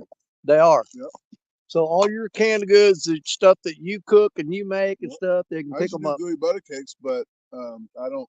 I'm actually airplaneless. I don't like to say homeless. So, because when you see somebody without a car, you don't say, "Hey, that person's carless." I just think it's mean, so I say airplaneless. Keep everybody on the same page. Oh yeah. But yeah, I don't live in a house, and I don't ever want to own a house again. So I stopped doing the gooey butter cakes. Just you need an oven in the house. Yeah, yeah. But I used to make 10 different kinds, all different kinds of gooey butter cakes: lemon, pumpkin, banana. Well, we've got several people in the catfish community that are top notch. I'm gonna call them chefs because man, the food they cook up is just beyond. You got It's All Mine, Michelle Owens. She does a cooking channel. Mike Chavez. Oh my God, we talked about that guy I heard earlier. his name already. I need to check that out. Well, he said that he's been subscribed to you for a long time. Well, I need to go check. Yeah, check so that out. Mike has been a subscriber of yours, but Mike is one heck of a cook. I've seen several more of them in there that can cook. Jody actually cooked some catfish the other day, and people ate it and survived. That's always good. It's a good thing. I think Jody's been blowing smoke up our butts for a while. I think Jody could cook. Jody just didn't want to cook. That's what that was about. Well, I did construction and stuff you don't want to do, you mess up. Yeah. So you know how to do it. Yep. If you don't want to cook, ruin the food every time. Yeah, they said Mike Chavez will make you eat your phone when you watch him cooking. Wow. Yeah, I didn't forget about Chef Jody.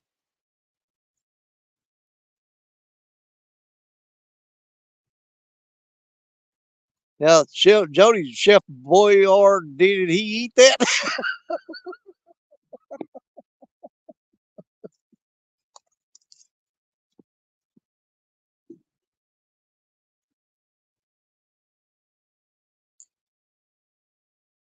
I just don't know if we're gonna hook up on any fish tonight, folks. I don't know. Fishing with Mike Chavez says I made crab stuffed hush puppies today. That sounds really good. I'd eat them. I was squash puppies. The squash puppies. Yeah, it's good. People don't even like squash eat them. So he makes hush puppies with squash in them. Squash and pretty fried. Pretty fried. Like squash. Okay.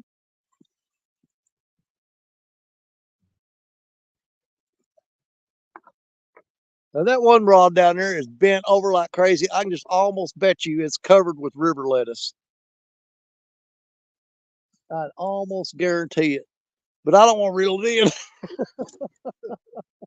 We're just gonna let them rods sit. We're just gonna hang out, y'all.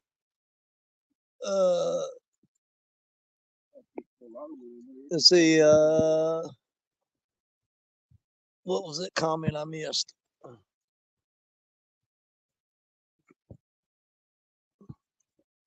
Butterfly Sunshine said, I was surprised none of our other catfish family cooks entered the cook-off at CatCon. Me too. I really figured we'd have better or more participation in that. Not better participation. We had some great participation with the people that entered, but we needed quantity as well as quality.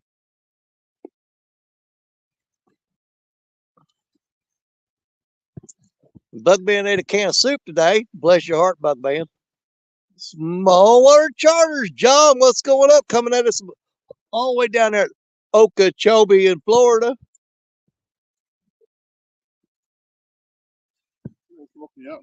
No, your smoke don't bother me, man. It don't bother me a bit. Let her burn, baby. Let her burn.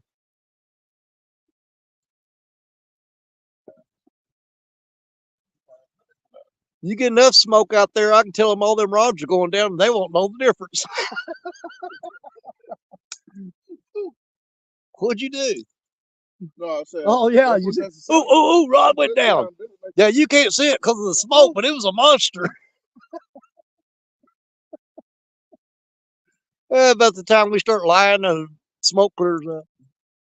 I say the water's a little too wet right here. Yeah, that's why Brandon says the fish aren't biting because the water's too wet.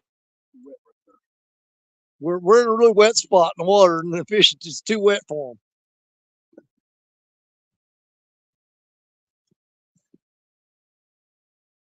Well, the bait I got out there can't get no pressure. It was wiggling when I cut it up.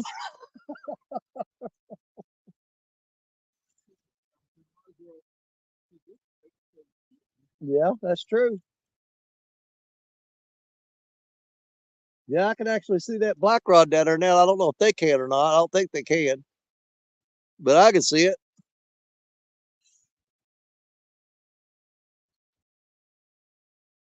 We're just soaking baits today and hoping something comes along that'll eat it. Tammy Carlson, hello, new to the channel. Thank you to Brandon. Well, thank you. Hey, thank you very much. Yeah. Tammy, appreciate you.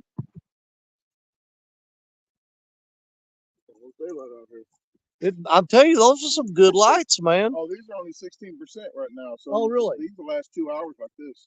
Yeah, see, he's got us lit up, and the lights he's got set up right now are only set at 16%. Yeah, and he's got several lights set up all around us here. Set them down. I'll tell you, the guy carries some serious equipment with him as far as lights and cameras and drones, and I mean, he's got the setup, no doubt about it.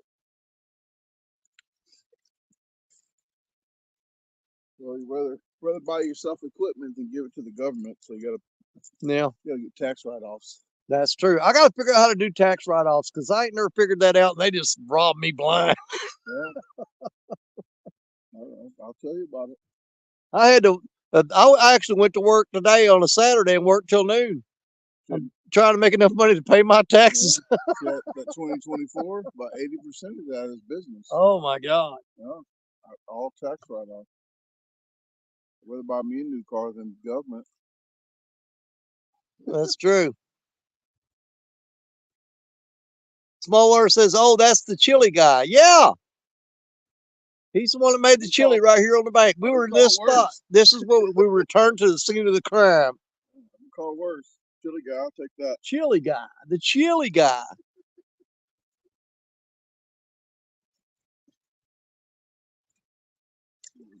If you guys went and watched the video that he put up, it was on the 4th whenever he uploaded that video. I didn't even know what all he put in that chili until I watched it, man. But he put lump crab meat and everything in that chili, man. That was I couldn't believe it. How good that was. Yeah, look at this shit. What you got? That's a freaking spotlight for killing deer, man. Spotlight on deer. Frogs with horns. We don't kill deer with spotlight. We shoot frogs with horns on them. Well, it ain't frogging season here till June the 30th, so we can't even spotlight no frogs right now. Sean T, what's up, my brother? Good to see you. They're going to drop 4%. Really? Yeah. It's only dropped 4% with all that on it? Yeah. No, I think the only thing's on it really is your light. Is that light there? I think you should run that light all freaking night. Yeah, well.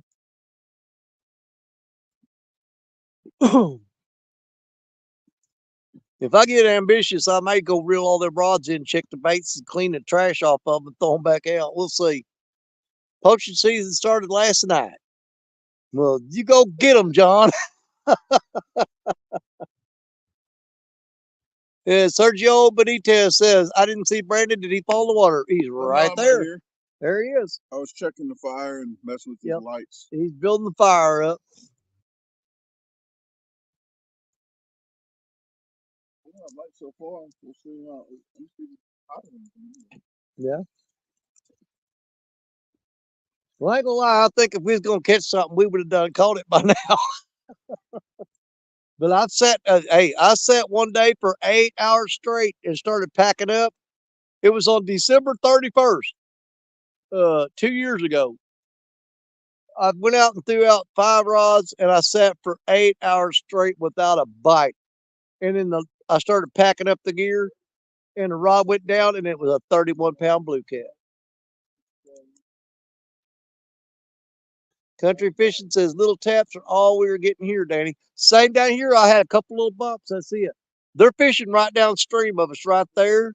Country Fishing is right down there, and I think we got just little. They're short biting because the water temperatures dropped so much. You got 3 bars on that one. 30 minutes and it dropped from 4 bars to 3. Oh, it's only got 3 to start with? Yeah. Okay. I'm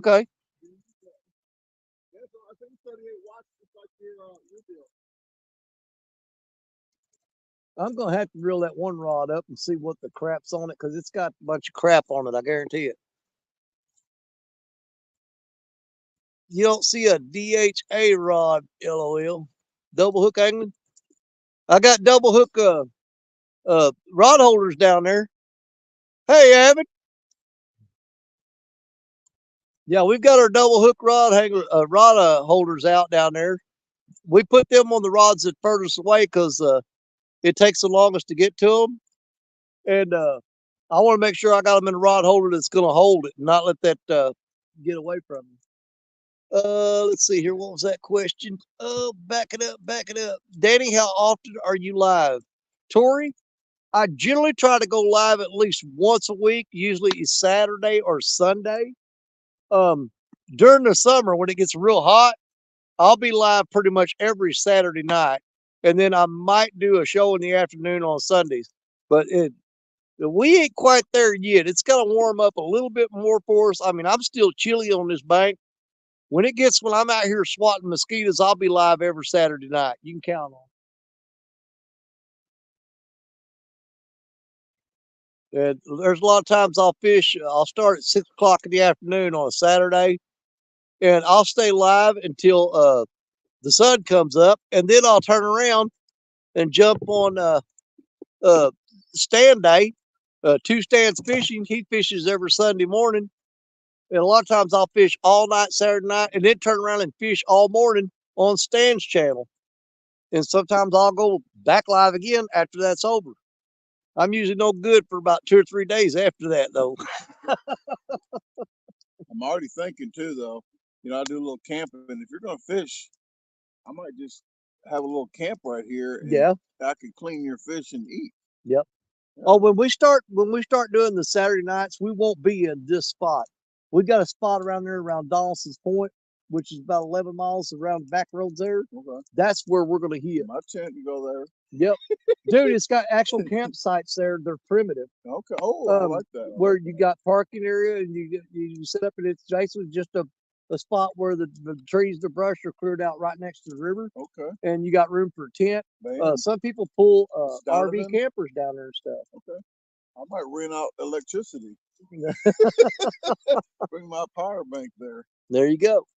And that little generator I got, man, you'd be surprised. It'll run all kinds of stuff. I got another one like that with a solar panel. Yeah. Just a solar panel, good to go. Well, we'll do some when it warms up. We're gonna do some fishing around the way there. We'll go upstream about 11 miles, and that's where you'll see us hitting at. You guys not have a line limit? Oh, I knew that question was coming. Line limit there. We have 2 line limit in Colorado. Okay, we covered this earlier, but I'll cover it again. All right. In the state of Missouri, on any body of water that is not the Mississippi River, any body of water that is not the Mississippi River, you're allowed 3 rods that are unlabeled. If you label them with your conservation number, your address, and all that crap, then you can have up to 33 rods. That's on any body of water that is not the Mississippi River. 3 rods, unlabeled. Now, when you go to the Mississippi River, okay, you're allowed 2 rods that are unlabeled. But if you label them with your conservation number, your address, and all that crap, you can have up to 50 rods on the Mississippi. Why anybody would want 50 rods out? Because when the fish are biting, they have 4 or 5 is all you really need. So And, between me and him, we can have 100 rods. you could have. You'd have to have them each labeled with his name on half of them and my name on half of them. But you go to a state like Kentucky, I think theirs is unlimited. There's no limit on how many rods you can throw out in Kentucky. And I'm not sure how Tennessee is. Some of my friends in here could tell you that. But oh, trust me, if anybody's ever been checked by a game warden, it's been me. Trust me. Yeah, I think Tennessee was like that. We still had No. a number of rods. I knew when I went jugging too. Yep. The noodle jug deals, you had a limit per lake. Some lakes you couldn't at all. You have a limit on noodles is the same as the fishing poles. If you're throwing out jug lines or noodles, whatever you prefer to call them, it's the same rules for them as it is for the rods. You can have 33 of them, but you have to have those labeled, identifying that as your property. If you just put a line on a jug and throw it out here, they will write you a ticket that you do not want to pay. I promise you. Been there, done that. That's how I learned the rules on that. Because after I paid that hefty little fine, yeah, I did a lot of research. But I think on the jug lining, most people generally stick to about 33 jugs is what they'll usually throw out maximum. I would call mine noodles because they're actually pool noodles. Pool noodles, yeah. And I shove them in a bucket, and you can fit like 15 in a bucket. Well, you go to different states and different words mean different things. Like if you go to Oklahoma and you talk about noodling, well, here if people talk about noodling, they're talking about throwing out a jug line made out of a pool noodle. If you go to Oklahoma and you start talking about noodling, they're talking about diving down the water, reaching in there, grabbing that fish and pulling it out. There's a couple of states, same thing. They call it noodling. Up here, noodling to us is throwing out jug lines. Oh, that's a good one. That's a good hit there. Be right back, guys. I didn't get video. I gotta catch the video and catch the fish.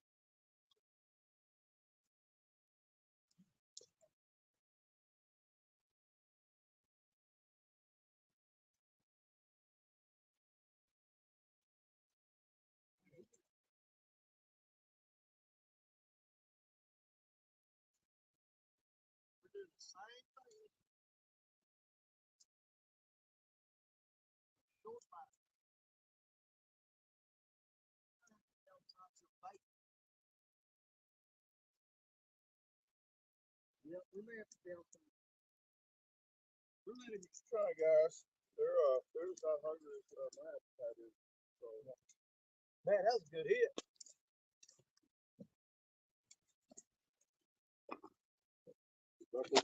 Oh, that was the best hit of the night right there. He smoked that rod. But like I said, I've got really big baits on there, guys. So these fish are mouthing that bait and they're pulling that rod down. And after it gets so much pressure on it, it's either popping out of their mouth or they're letting it go.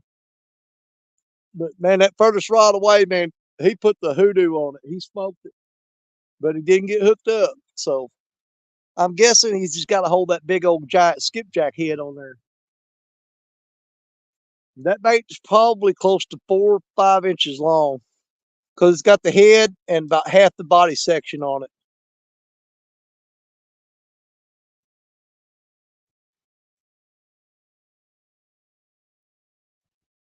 But they're definitely nitpick biting tonight. They're short biting big time.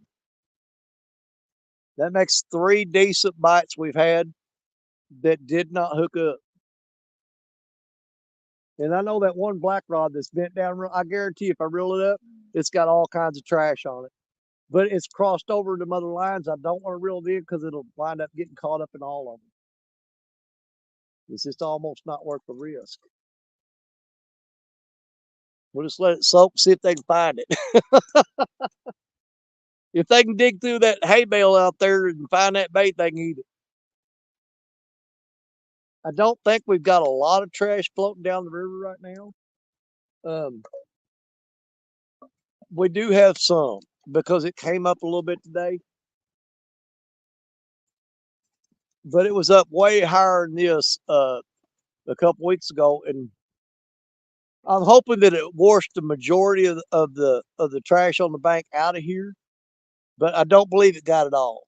Not at all. Yeah, I know. Downsize your baits. But I'm really hoping something big comes on there. They said everyone smashed the burrito for Danny. LOL. Oops, I mean thumbs up. Thanks, Abbott. I appreciate it, buddy.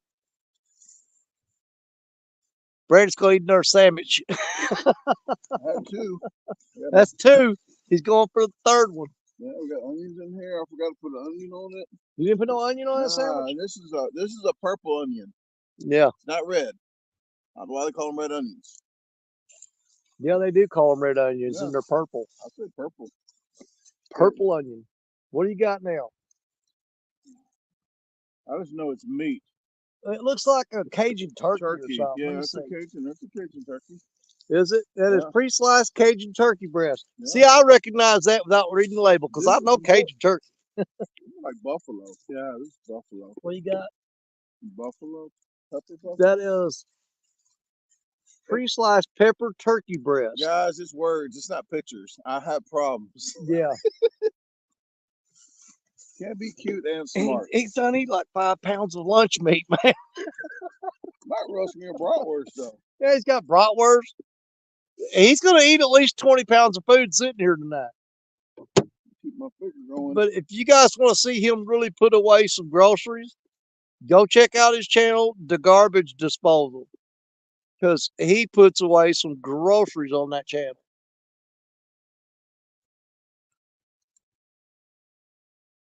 Got a coat hanger around here somewhere. Chips? No, I'm good, brother. I think some of your people might want to go fish with me so I can eat. Oh yeah, I got some. Hey, there's some people out there that love to eat, man. I'm gonna tell you something. You go fishing with Brandon, he brings everything but the kitchen sink with him, man. Pepper turkey is only lunch meat I eat.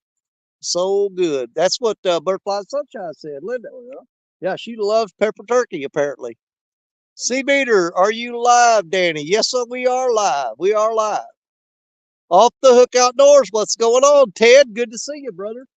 Man, we ain't catching crap. But Brandon's putting away some groceries, man. He's gonna catch him a sandwich here in a minute. He's done 3. He's going for number 4 now.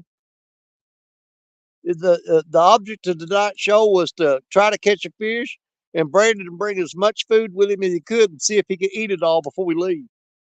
Challenge, huh? That's a challenge right there. I think he can do it. I think he can do it. What'd you do? Lose your coat hanger? Dang coat hanger. Dadgummit, man. Oh, I'll make it work. I'm gonna Sterilize one of these sticks. I'll make it work. So he's had 3 sandwiches, and now he's starting on a pack of bratwurst. We're gonna see if he can get this cooked up and get it eaten. Let's see here. David Danny, you need someone to print up a stick on labels with your name, conservation. Yeah, David. Richard Cluck. He went and had some like little dog tags made and had it stamped in a little steel plate. And he's got those tags that he can hang on his rod. And that's the best way to do it that I know of. I just got to get around to getting that made. But yeah, Richard, he come up with a great idea of having that stamped on a little, basically a dog tag, and it hangs right on your rod. Yeah, that boy's pretty smart, man. I'm out here with a Sharpie writing this crap on the rod, and he go, man, I just clip this on my pole, and I'm good to go. Retired Rick, what's going on? Good to see you, brother. Woo, man, we ain't catching nothing but a cold and a meal out here. We've had 3 good bites tonight. We got country fishing is right downstream of us down there. I don't know if you guys can see their light or not. They're right down there fishing. Couple good old boys from this area. Like I said earlier, I was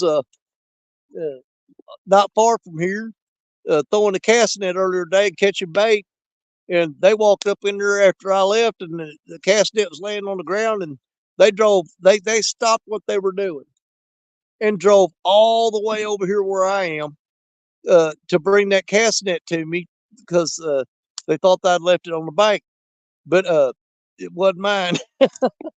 But that just shows you country fishing, them some good old boys right there. That they took time out from what they were doing to try to return that to me.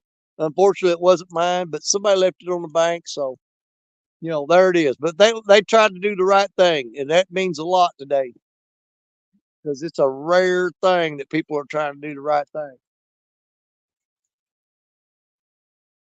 And not to say if somebody was walking along and saw you drop your wallet, they wouldn't go, "Hey, sir, you dropped your wallet." You gotta take your money out first. And then now I have to drop your wallet, huh? But you'll find very few people that would pick that wallet up if they found it and track you down and find you. Yep. Well, country fishing, that's what kind of good old boys they are. They would take the time to track you down and get it back to you. Man, I want to pull that one rod in and redo it so bad, but I don't want to drag it across all them other ones and tangle up a mess. It's going to be a nightmare. But I'm about to do it, I think. Got the spare one. Yeah, but I'm saying it's crossing over them other 4 lines that's out there. And when I reel it up, it's going to catch every one of them. Because they drifted underneath it because it's stuck on some stuff out there. Oh, that's a hit there. That's a good hit. See, gotta make food. We got fish on, folks.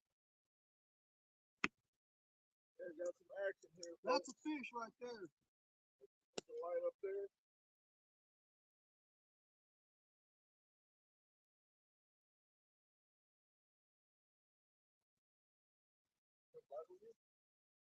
He ain't no monster. He got a little fight in him.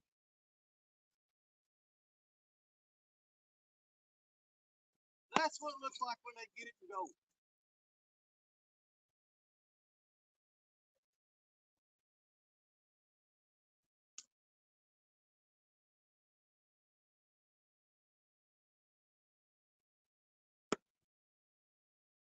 Trying to get over that other line. Trying to keep him away from him.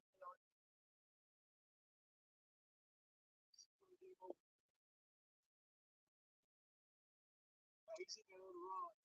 It's all right, though, but we got him hooked. He ain't going nowhere. He's in both them rods. This could be a little bitty one. He just in that fast current.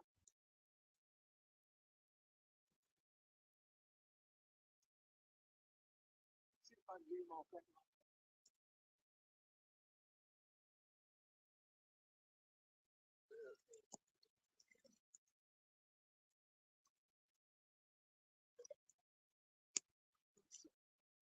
gonna be a little channel cat.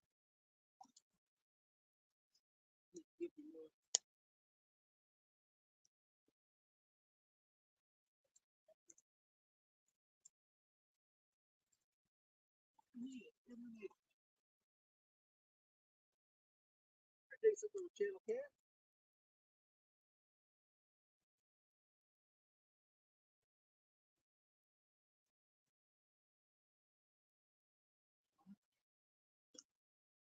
There. Now I'll come back. I gotta untangle all this.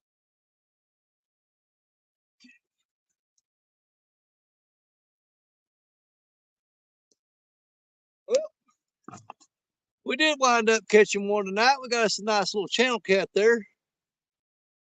We're gonna get a weight on him real quick, get him turned loose. Oh, you just lay right there, son. Right back, guys. Didn't forget about my food. You didn't drop your sandwich, did you? No. All right. It was a mid sandwich action here. So you gotta look busy to catch fish. Yeah, but he tangled up 2 rods coming in. Let's get the old fish grippers on him. There we go. Now we got control of him.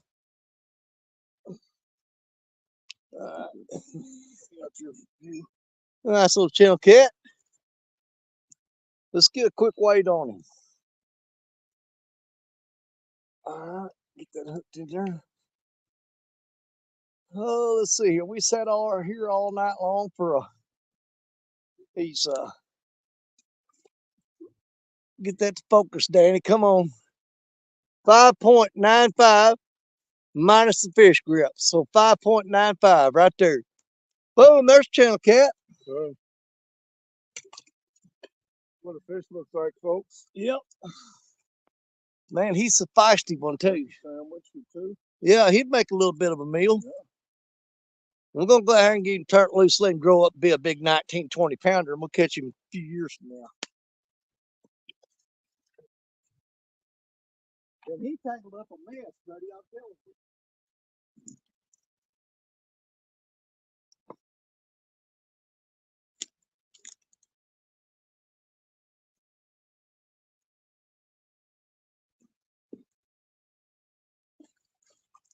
Gone. Born free, and he's gonna stay that way. All right.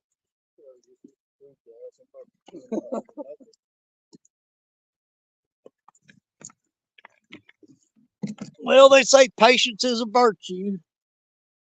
Well, it finally paid off. Now I got 3 rods I got to untangle because he wrapped up that one, and the one he was on. So I got a bit of a mess down there to clean up.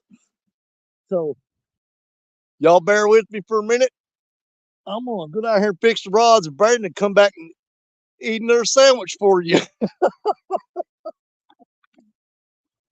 I'll give you just a go up and do some eating.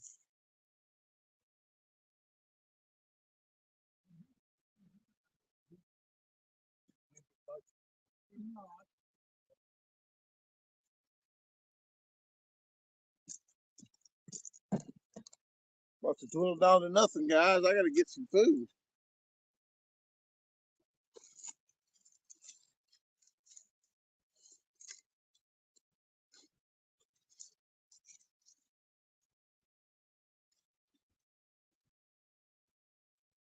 Yeah, I passed on the bratwurst because I couldn't find my metal coat hanger. So I'll have to live without it.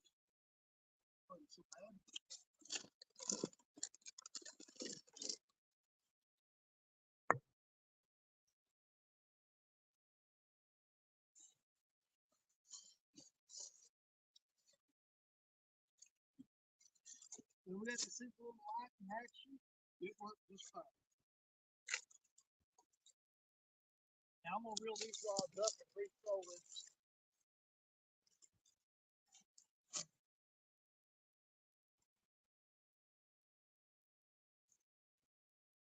Okay, whatever this was. Cajun turkey.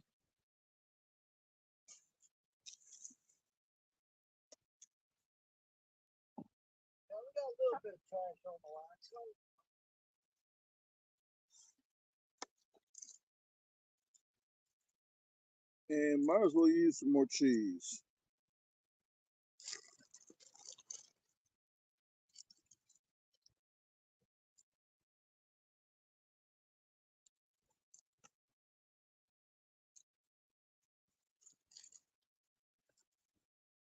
Use some white and use some yellow cheese.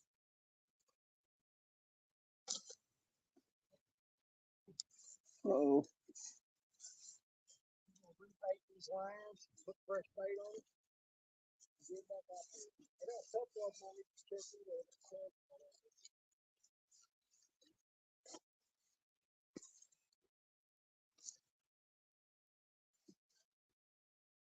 Oh, there's a ton of trash on it.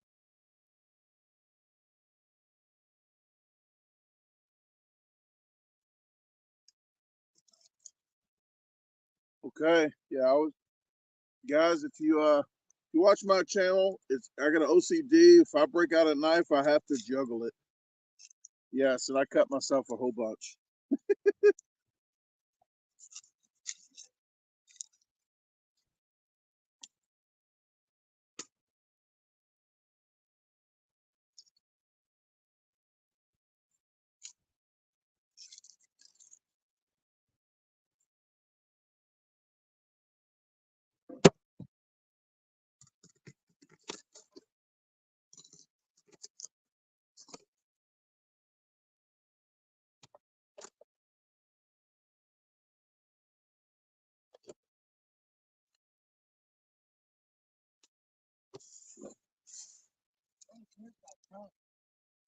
Yeah, when I pulled mine in from when I was out here, it had a lot of crap on it.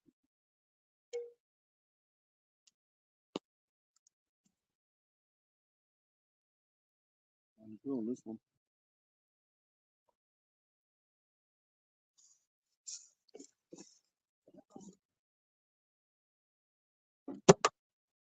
Danny's doing a great job over there. I asked her I could help. I'm just telling you, I asked him. No man wants to touch his pole. I understand.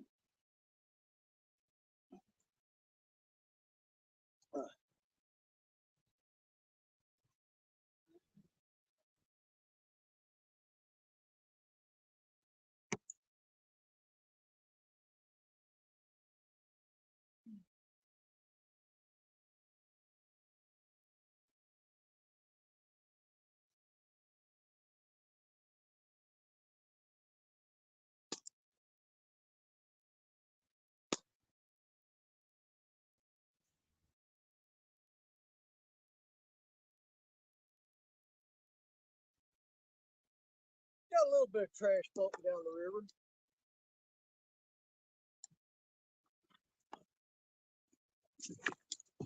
And we had to break our weight off of that one. I almost set that rod right in that fire. I don't want to do that. Yeah, that there's got a little bit of trash on it. But we'll get it cleaned up. Tie a new weight on here and get it back out there. We did manage to catch fish tonight, though.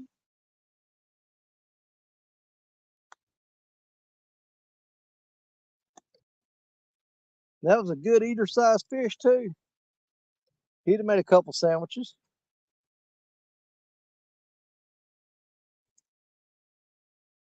But apparently because the water's come back up, it's got the trash floating back down the river again. So there's that. Get rid of that bait. It's gonna be fun tying a new weight on here. No, it ain't gonna be bad.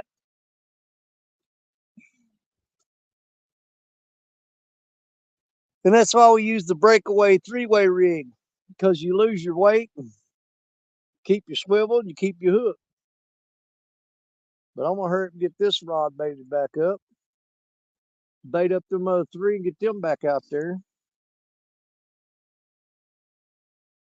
But now we know what the short bites have been. They've been them little channel cats is active tonight, a little bit, not much.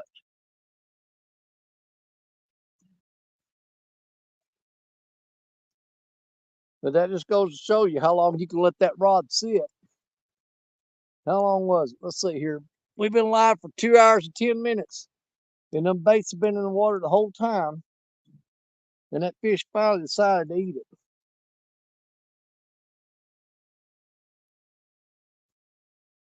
Sometimes it's just about waiting them out.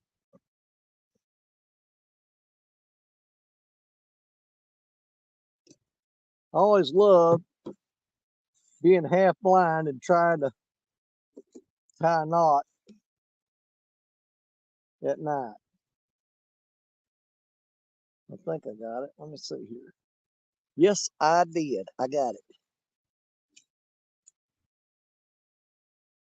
I think we might as well reel in all the rest of them rods and get all the trash off them. And we'll start off fresh with all new baits on every rod. So let me get this set up down there. I'll pull them other rods in and we'll start off brand new. And I'll be finished with this sandwich and I'll help them out.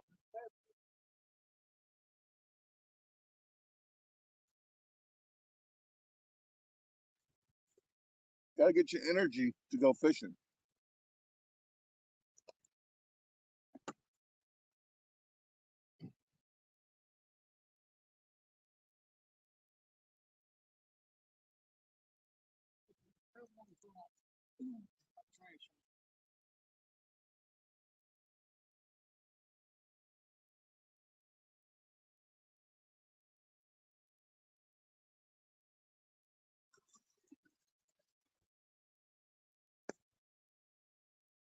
Look, kind of clean. Yeah, they were covered in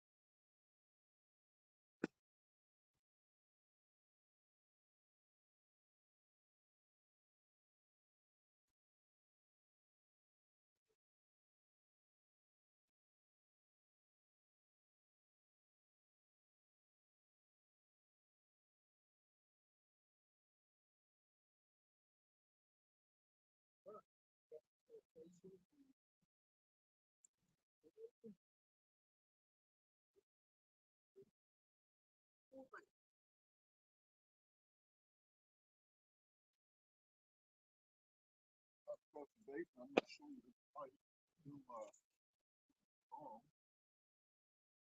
Charge my phone up that I have in my hand, and this one's at 80%. So I got 20 minutes to go there. We like the back of that one. So that one original three. I have to look at this one. See how long this fight lasting that is. 55 minutes. I'll say at least an hour, hour and 10 minutes on that one battery.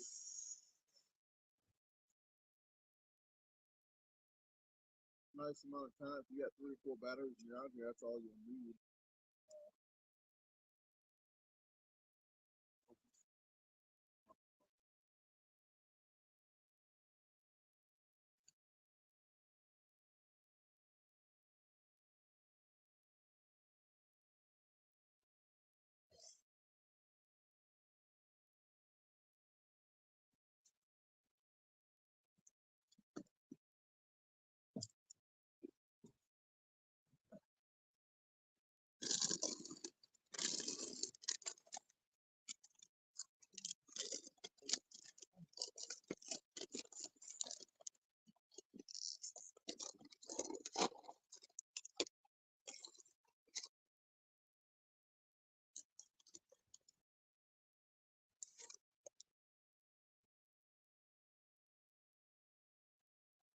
I've got some barbecue potato chips. These are actually pretty good. The generic kind. The Ramsey's. Is it Ramsey's or Ramey's?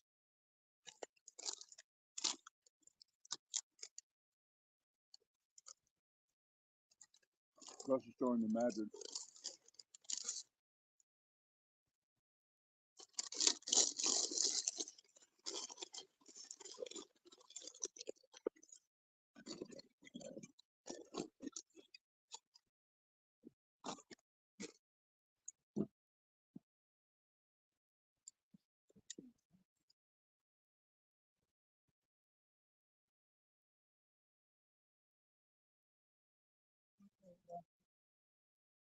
How come that weight came off? The whole weight came off? No, it got wrapped up in my light on the end. I didn't have my line got wrapped around my light on the end. That wasn't what you want to do.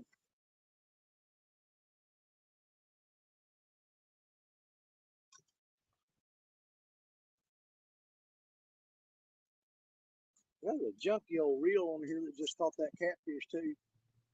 It's a cotton picking contender.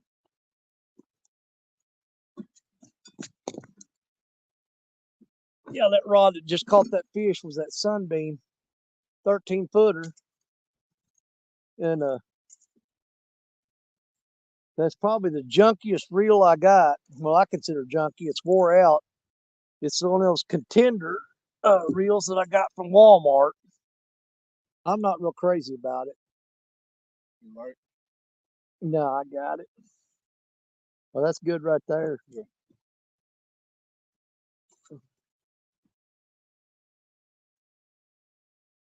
As much as I hate to, I got to add some more leader line onto this.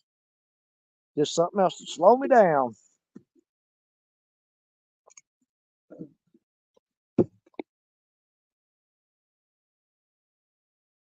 Y'all bear with me. I got to re-rig this rod.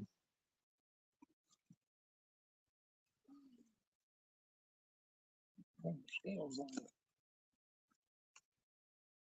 We've only got 2 rods out right now. I got 5 more of them to rig up.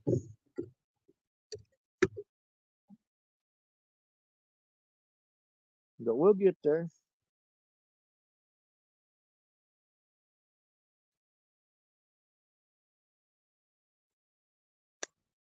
There's definitely a lot more grass in the water than I thought. Every one of those rods we reeled in was just covered. It looked like a wheat straw. So I'm going to count it as a blessing that we just caught that fish. Because that's tough conditions right there. Butterfly and Sunshine said that I don't think she's ever saw you eat. Oh, I don't eat when I'm fishing because I tell them all the time. If I eat, then I gotta poop, and I don't like being on the riverbank. I'll wait till I get home, and then I just gorge myself. Yeah, a lot of people can't figure out how I got so this big old fat belly and don't never see me eating. I do eat. I eat a lot when I get a chance, but when I'm fishing or hunting, I don't eat. Now, I made an exception that day that Brandon was cooking that chili, but I knew the fishing wasn't no good that day, and I knew if I ate that chili, I had the option of walking off and going home if I wanted to. I knew I wasn't going to be there for very much longer. Basically, I was ready to give up fishing about an hour after we started that day. But once he started cooking on the bank and I smelled that food, there wasn't no way I was going home until he got that food done. And so I hung around and got that. Now, what did I just do with that weight I just had? I'm always laying stuff in my lap, then I can't find it. No, I don't know what I did with it. I might have put it back in the bag. I don't know. I got one right here. When I stand up, it'll fall out of my lap. It's probably under my cotton picking belly. More likely than not. It's going to be right here, though. All right, we got 2 rods out. Let's try to get this one rigged up and make it 3.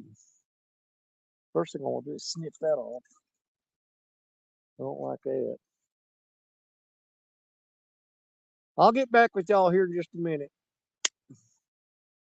But we got to try to keep the catfish going. Danny plans his day around bathroom break. Son, you have never been more right in your life.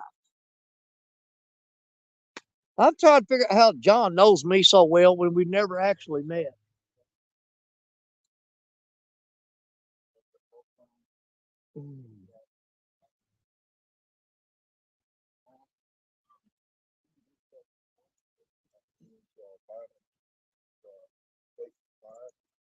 We're gonna just probably fish out here in those 30 minutes to an hour or so, and call it quits later. But like surprised me. But let's see. Yeah, both phones charged all the way up, plus an hour and 20 minutes for the light. So I think that is doing pretty good. So please check the descriptions for the links for all that and check them out. I'm gonna call it quits for a second. Can't do 2 things at once. Put this away and I'll be right back with you.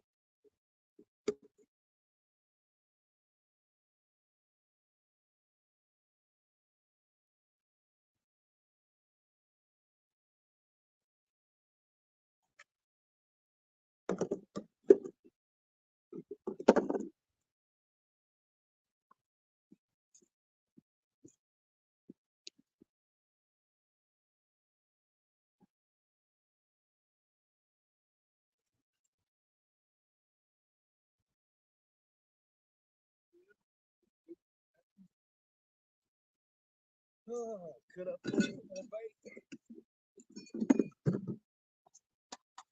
What do we got? There's Chuck's good jack. Throw that on there.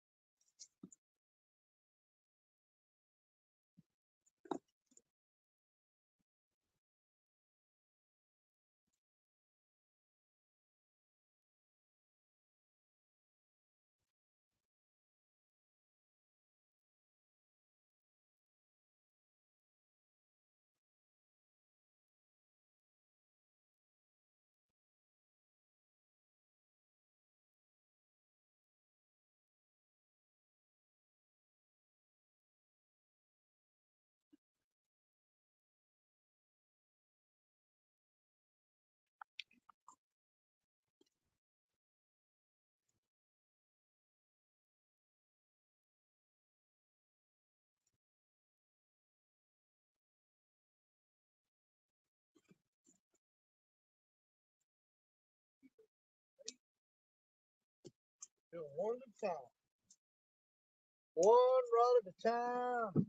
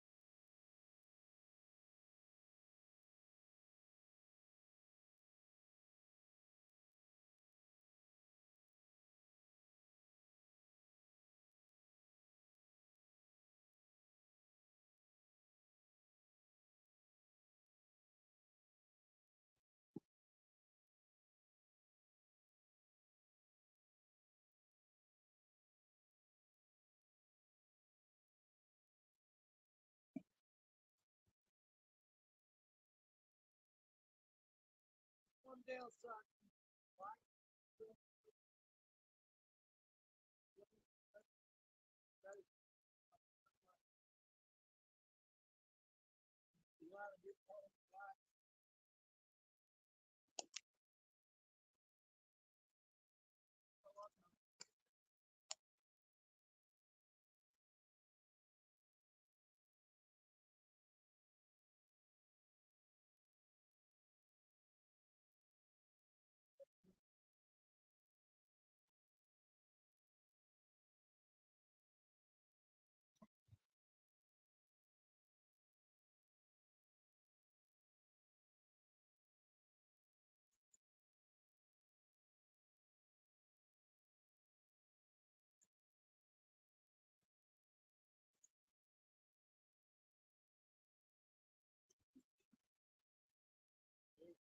Now we got 7.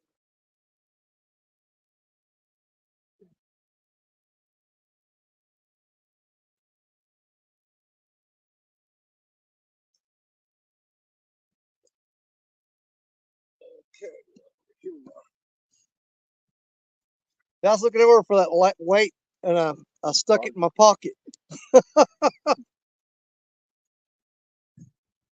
I will say this, that little light worked great on that black rod. We looked up and see that light was pulling down like that, jerking, and we got that fish. So those lights are great on if you got a dark rod at night and you can't see it out there, you put one of those lights on the end of it and you can see when you got a fish on because the light's moving real hard. Now, the downside to them lights is you got to be really careful when you go to cast out because your line will get wrapped around that light on the tip of the rod. And when I went to sling it, the line was wrapped around it and that weight went flying way out there. So I had to tie another weight on. But the pros far outweigh the cons on those little lights for a dark rod. That's why a lot of people, I love the lighter colored rods for fishing at night. They show up in the light real good. The white J-Dog rod down there, White Lightning, the Kuma that I got from Lance my Coup guy, and a couple others. We're getting hit on that rod down there already. We just threw out. We're gonna let him eat. We're gonna let him eat. But the lights work great on the darker rods at night. But you've got to be conscious of every time you cast out to double check, make sure that line doesn't get wrapped around that light. Because when you sling it, if you're using a breakaway rig, guess what? You're sending that sinker out there to the river somewhere. It's gone. Well, that's one fish down. What all have we missed here? Let's see. Oh, you call 922. What are y'all fighting about? Good Lord, leave y'all alone for 2 seconds. Danny, is smoked bait your secret? Well, it is. You know what? It caught one fish tonight in conditions that we really wasn't getting fish in. So I don't know. Maybe it is. You get that smoke all over that fishing line and stuff, it removes all the human scent, I guess. I don't know.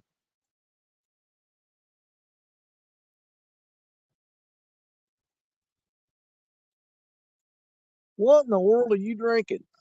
That's Gatorade powder. Oh, okay. Because it says white cranberry strawberry flavored juice drink.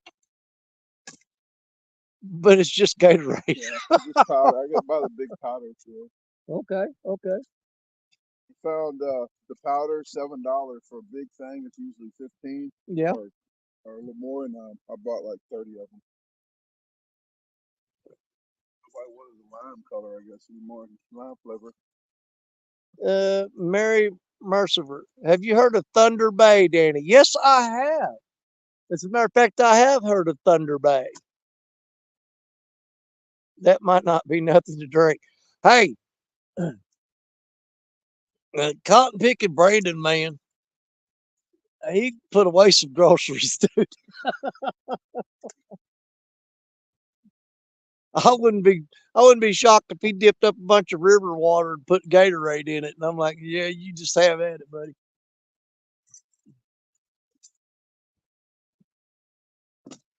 Boy, it's got a stomach like a goat.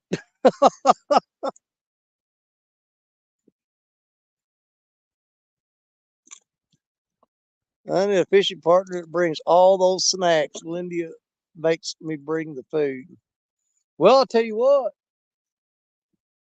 Brandon does a lot of traveling. Don't be surprised if he don't wind up somewhere down there by you sometime in the near future. That's the whole premise of his channel. He just got back. He was up in Wisconsin just what yesterday or day before yesterday.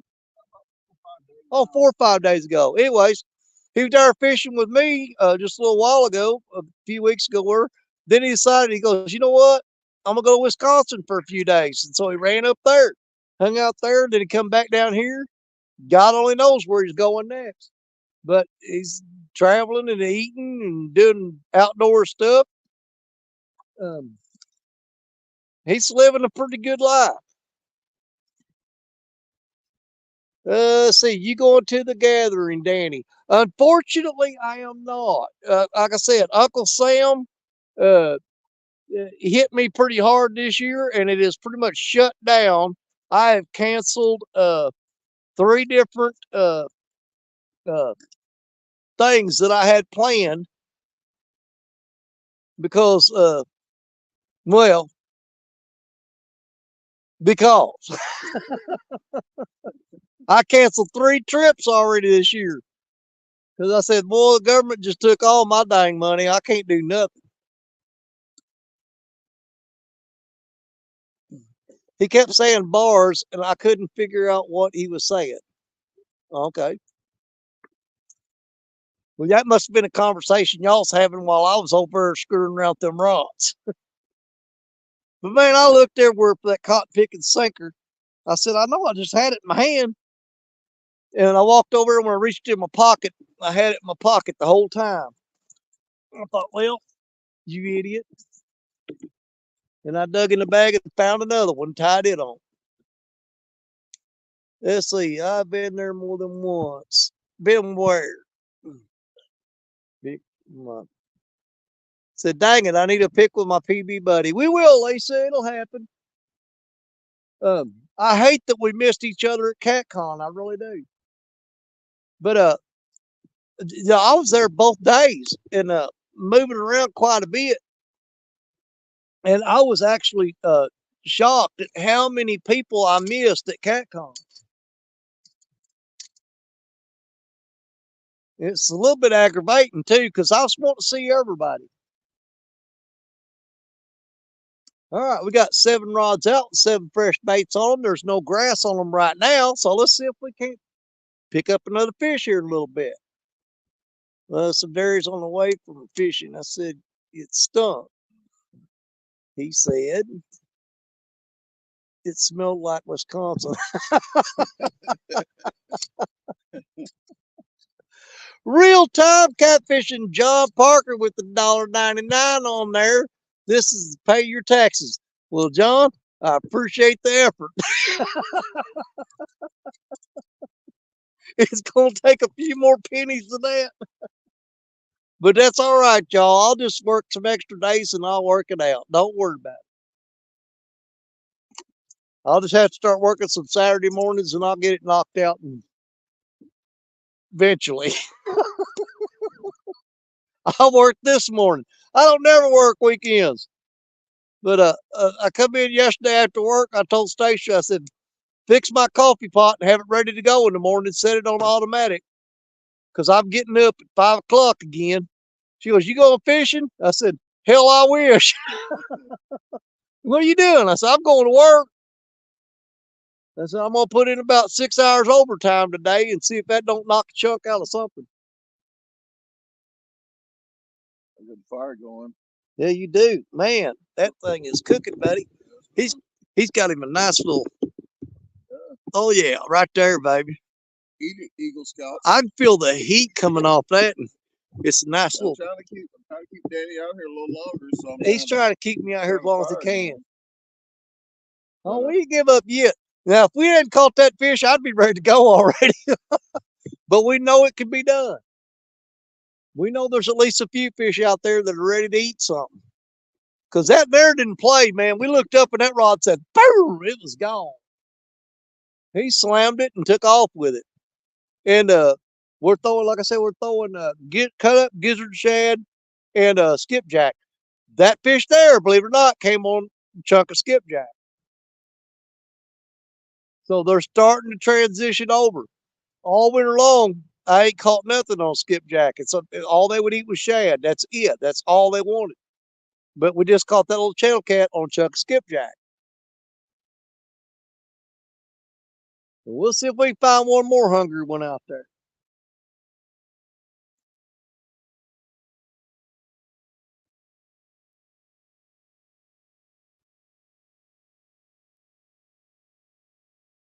Well, it's kind of calmed down out here a little bit, isn't it? Yeah, calmed down a lot. Yeah. And I didn't see a barge in a long time. Yeah, the barge traffic is shut down. It's not coming through.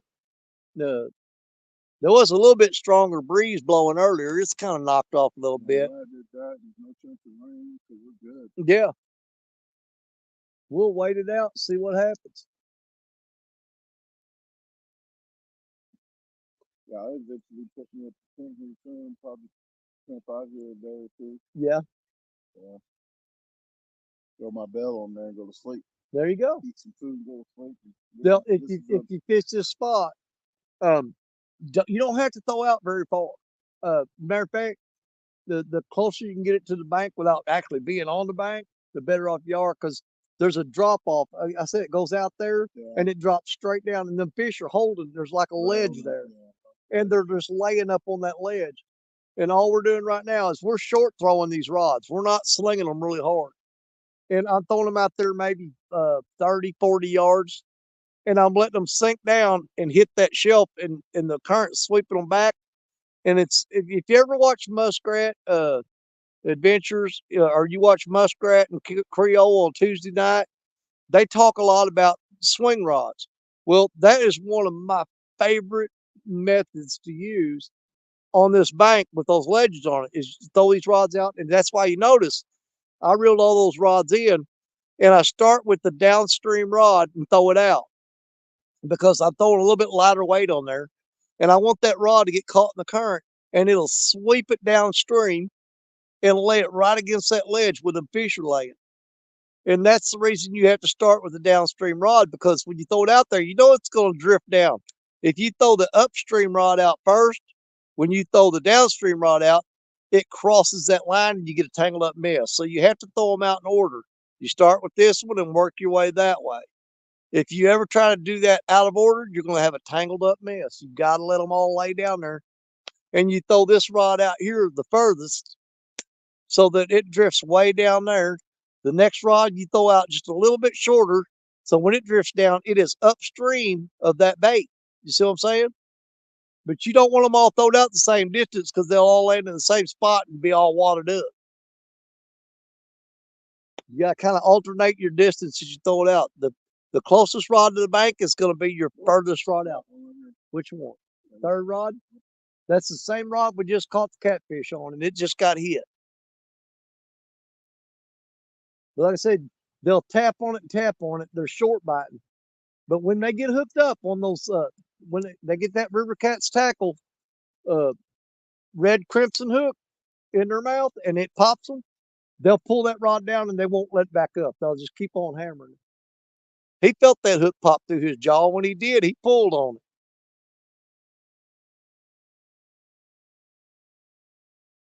But I think we're definitely into some channel cats right now. With the colder temperatures, it's got the other fish. They moved out to deeper holes. We're not in a really, really deep spot right here. It's a little shallower than what we normally fish, but it's still probably a good 10, 12 foot deep. But it's right off that ledge. Danny, don't make Brandon mad. Hold on, wait a minute. Don't make Brandon mad. I just watched his almond eating video, and you would just be a snack to him. So they just watched your omelet eating video. Hey, there's Jeremy's tournament cats in the house. What is up, man? Long time no see. Good to see you, brother. You talking about somebody laying some monster catfish? That guy right there, Jeremy. Dude, I've seen him. I would kill to catch some of the flathead that guy's caught. He's caught flathead as big as some of the biggest blue cats I've caught.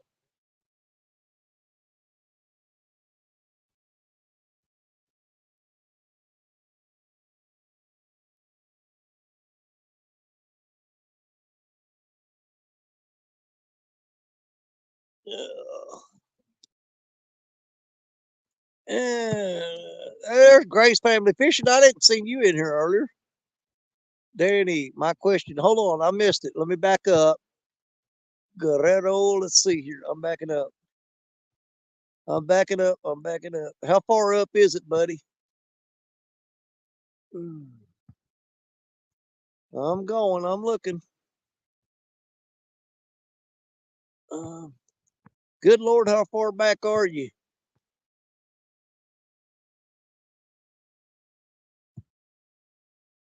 Either chat's rolling really fast or I'm a really slow reader. I just don't know. Probably a combination of the two.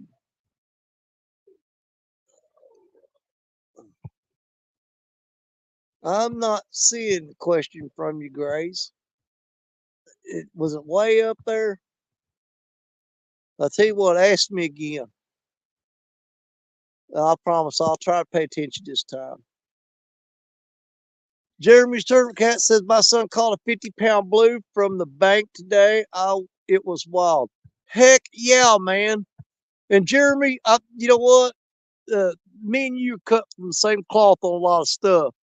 And I'll tell you what, we catch big fish every now and then, and you get pumped up and excited. But it's nothing. It's nothing like watching your son, daughter, or your granddaughter, or your grandson catch fish. The excitement level is multiplied by 10. I'm telling you. I mean, even when they catch a small one, you just get pumped up. You're like, go, go, go. Get it. Show them you know what you're doing.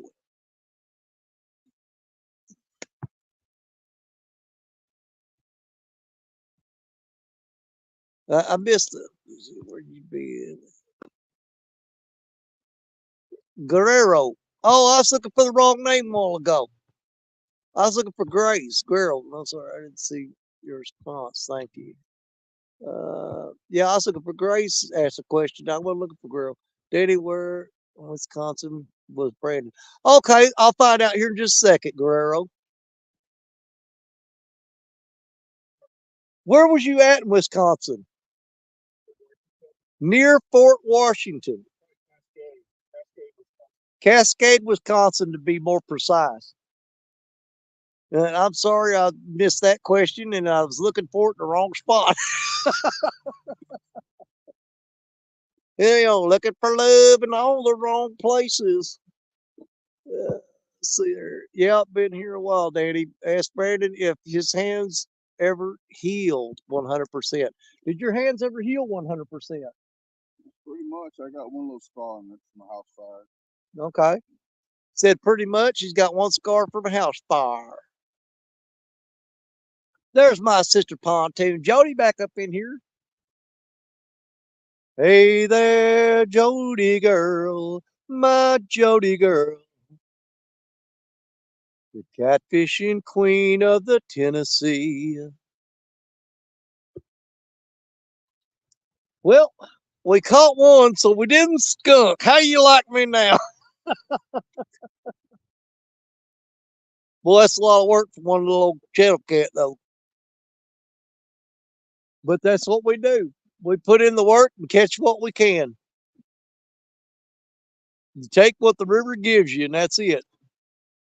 I'm just happy we got a fish because I didn't think it was going to give me nothing but river lettuce there for a while.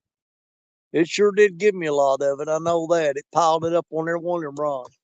Let's see, Guerrero Margaret. I was on the river last summer and was nailing them. These kids weren't catching nothing. So getting hit, I'd call them over. That's cool, man.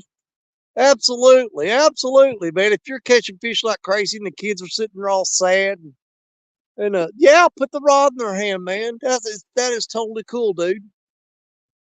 Daddy always makes me smile. Well, Jody, you do too. The way you giggle and the way you do that catfish call, it just makes my day every time I watch you do that. One of the happiest moments that I had lately was when Jody caught that 63 pounder on her birthday. That was freaking cool, man. I mean, what better birthday present to get your PB on your birthday? That made my night. Even though she put I took second place in that we was doing a little fish off thing that night. Good. I took second place because Jody caught her PB. And you know what? I didn't mind a bit. Didn't mind a bit. I was happy to be. Man, I was going to two stands of crap out of that. I'll take second all day long. Don't bother me.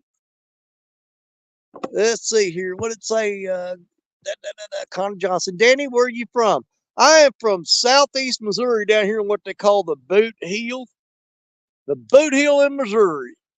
If you look down there on the map of Missouri and you see down there a little thing that looks like a heel of a boot, and you see the Mississippi River doing a little loop right there, if you follow the Mississippi River and it makes like a horseshoe shape, we're sitting right at the top of the horseshoe right now. That's where we're at. You can look on Google Earth and I'll wave at you. There you go. That's us. But yeah, I was born and raised in Missouri. I did join the Army when I was 17 and traveled all over the world and still wound up coming back here. Yep, when I joined the Army, my mom and dad had to sign the papers. They said, hell, where did I sign at? I'll sign it right now. Give it to me.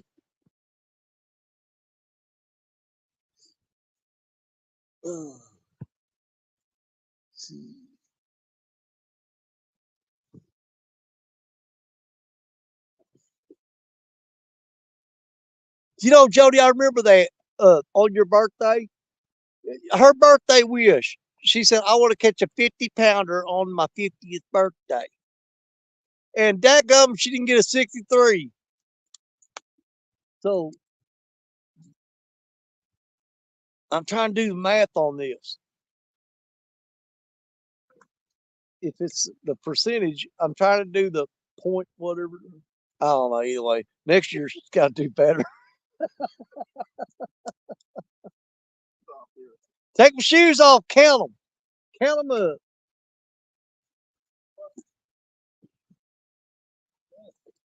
You getting that fire built up there, buddy? I like that. Look at this. Ooh, it's even popping. It's nice and toasty. Cozy here. Oh, I'm trying to get that camera set just right. That's close as I can get it right there.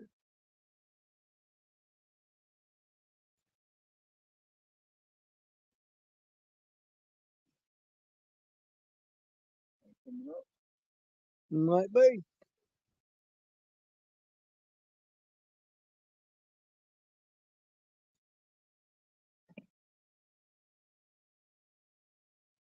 Woo, one channel cat on the board right now. We're going to try to see if we can pull something else out of here. I think that skipjack I got now, that's some, I throw some frozen skipjack on there. I don't know how good it's going to be because I thawed it out like 3 damn times. I've got some pressure shad in there, but I'm trying to hang on to it and save it. Oh.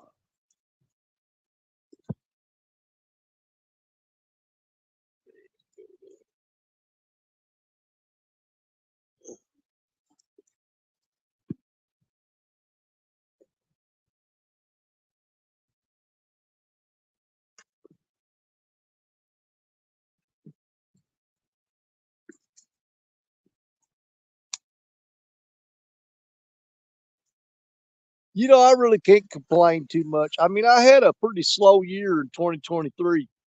I did manage to catch, a 63 pounder at the beginning of the year. I got a 43 in February.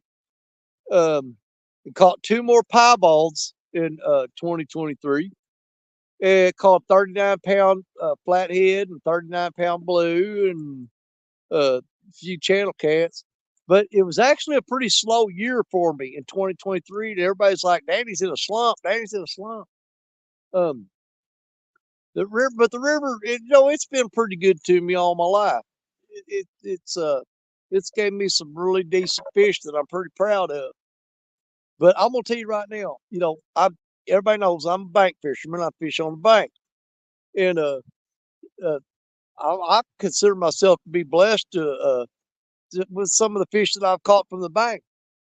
My whole point of everything I'm saying right now is though, man, I would love to get I love to get bobcat on a boat up here. I'd love to get Woody and Daryl on a boat up here. I'd love to get muskrat and a few others. Mike Greenwell, them guys that boat fish and really know what the heck they're doing. I would love to have them come up here and me tell them some spots that I know that's got deep holes. James, come up here, dude. I'm telling you, I've got some spots on this river that if you're in a boat, I know you guys do great on your home waters. I 100% give you credit on that. You kill it. You absolutely put on a heck of a show every time you go fishing. But I've got some spots up here. If you guys got up here in your boats, I'm telling you, it'd blow your freaking mind. Because you're going to catch fish like you ain't never caught before. I guarantee it. Mississippi River's got some monsters in it. You just got to be able to get to them. I'm limited in my ability to get to the ones that I want. You know what I'm saying? But you guys aren't. And if y'all come up here knowing with the knowledge that you've got about fishing, and I can put you on the spots that you need to hit. And I promise you, when you turn on your graph and you look and see what's on there, you're gonna pee your pants.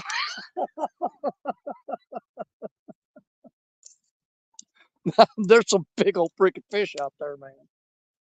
It's just really hard for me to get to them. 9 times out of 10, I mean, the only reason I do get to those fish is because I'm throwing. You look back at every big fish I've ever caught. Almost every one of them was on them big old giant rods because they'll get out there where they're at. I've caught a few fish on the shorter rods, but almost every one of my big, massive monster catfish, every one of them has come on the big rods because it's the only way I'm going to get out there where they're at. You know what I'm saying? We're getting dinged on that Jody rod down there. I don't know if you guys can see that blinking or not. It's right there. That light just lit up because it got hit. And it's going to be another cotton picking channel cat. Danny, you fishing stand day tomorrow? Well, Jody, it depends on what time we get out of here tonight because, I'm not going to be crybaby about it, but a lot of y'all know I've got a lot of fluid on my right lung, and it gets a little aggravated and stuff, and it starts hurting quite a bit. Like that, Stacia wrapped up my chest with a big bandage tonight to put like a compression bandage on it, and that's helped a lot. I don't know why. It just squeezes me, and it makes it pain a little less. It's a big old hug from a Band-Aid. Yeah. We spring here tonight on the time. See you losing it. Oh my God, yes, we spring forward tonight at 2:00. See, so there, right there, that's another thing. I'm gonna lose an hour of sleep. Daddy don't like losing an hour of sleep. Well, I get tired of waking up at 2 to set my clocks back. Yeah, I know it. He gets up at 2:00, set his clock back. I'm sorry, if I gotta get up at 2:00, set my clock back, I'm just gonna be an hour late the next day. I'll get to you when I get to you. Simple as that. He is 100% right. Time change is tonight. I don't like that crap neither. My wife loves the spring forward part because you got more daylight at the end of the day, and she loves that.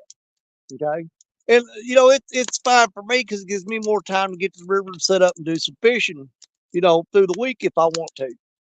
But to be perfectly honest, I like the fall when the clock falls back because man, that extra hour of sleep that first day, man, that's just like, oh, you got to be kidding. That right there is my cup of tea, buddy. I get to lay in the bed for another hour. One day. Yeah, I wait all year long for that one day because the second day it just don't feel as good. But that first day that you get to sleep an hour longer, whoo, man, that's what I'm talking about. Hey, look at the Eagle Scouts. Look at that fire. I know it, dude. That fire is freaking ripping, dude. That's what I'm talking about right there. Man, I can feel that on the back of my damn neck. It's not bad either. It feels good. It's not burning me up, but it's keeping me toasty. Yeah, is butterflies. Stacia said she wished it would stay like that. She likes having more daylight hours, to get stuff done. But hell, I know a lot of times excuse me. I had to work a yawn out. I'm short of breath because I'm running on one lung, y'all. But I can see where she'd appreciate the extra daylight to get more stuff done during the day. But to me, another part of it that I don't like is in the summertime when it gets real hot stuff. My number one thing is fishing at night. Oh man, I love night fishing. But you get over here, you gotta sit here and wait for it to get dark, and it seems like it takes forever. You're like, oh my God, is that sun ever gonna go down? I mean, it'd be like 8:30, 9:00, and it's still daylight. And I'm like, come on. I want to get dark or I catch some fish.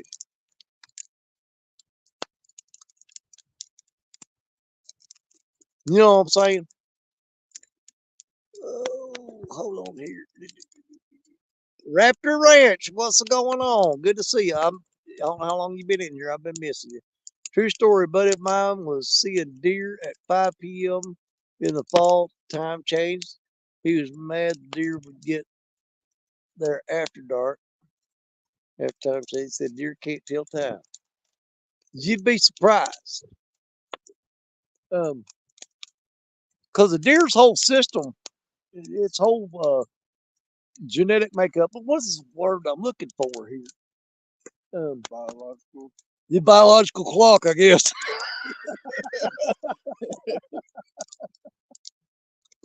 But you know, they go into rut. It's based on uh, the amount of hours of daylight that affects them somehow chemically. You know, but that's when they start all that rutting crap and everything. When the amount of sunlight changes and everything. I don't get it. I don't know. I didn't make them. The darker it is, that's time. Yeah. You go into rut when it gets dark.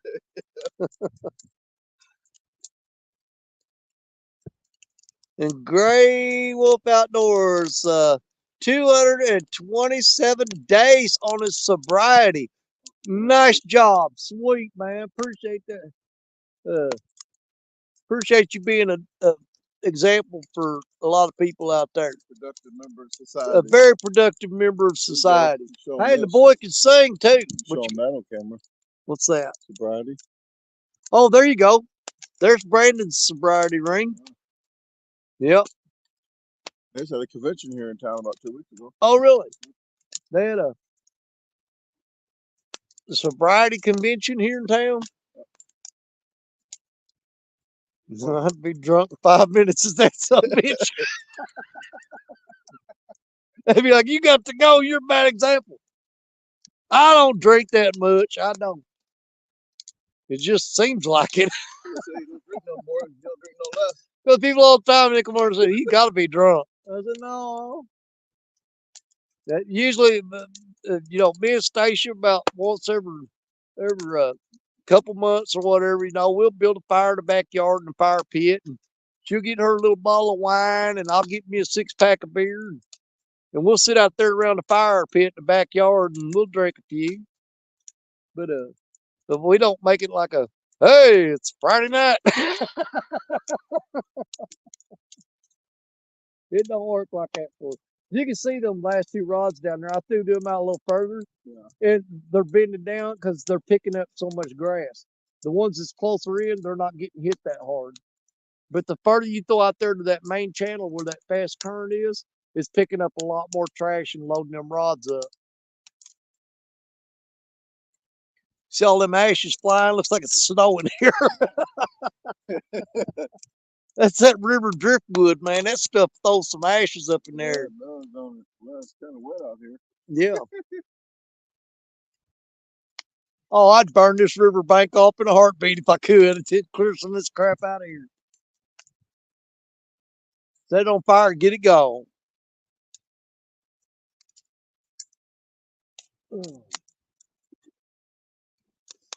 Well, now you sit there sleeveless shirt on, man. I'm freezing my butt off.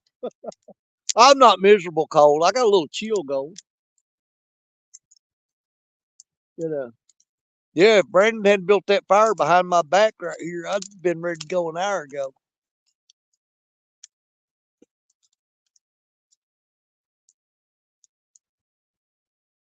You believe we sat there that long and that fish finally ate that rod? No, it happens. You just sit here and wait and wait and wait. And they're just not moving very much. I didn't think to look at him very close. I didn't see if he had mud on him or not. Because a lot of times they'll bury up at the bottom and won't move. And when you catch them, a lot of times the bait drifted down and got in their face and they ate it. And when you pull them up, they'll have mud all over their belly. It's because they're stuck to the bottom and they ain't moving because the water's cold and they just ain't swimming around. Now it's summertime. Good. There you go. See, hit it right there. Little blanky blank going on. I seen that rod tap jump. That's a little channel cat pecking at it again. But summertime, I love fishing these shallow flats right above a deep hole because the big catfish will come up out of that hole and they'll swim up in that shallow chasing them shad and them skipjack. And that is when the fishing is fire. Because you throw in the shallow water, it drifts down there toward them, and bam, they'll tear it up.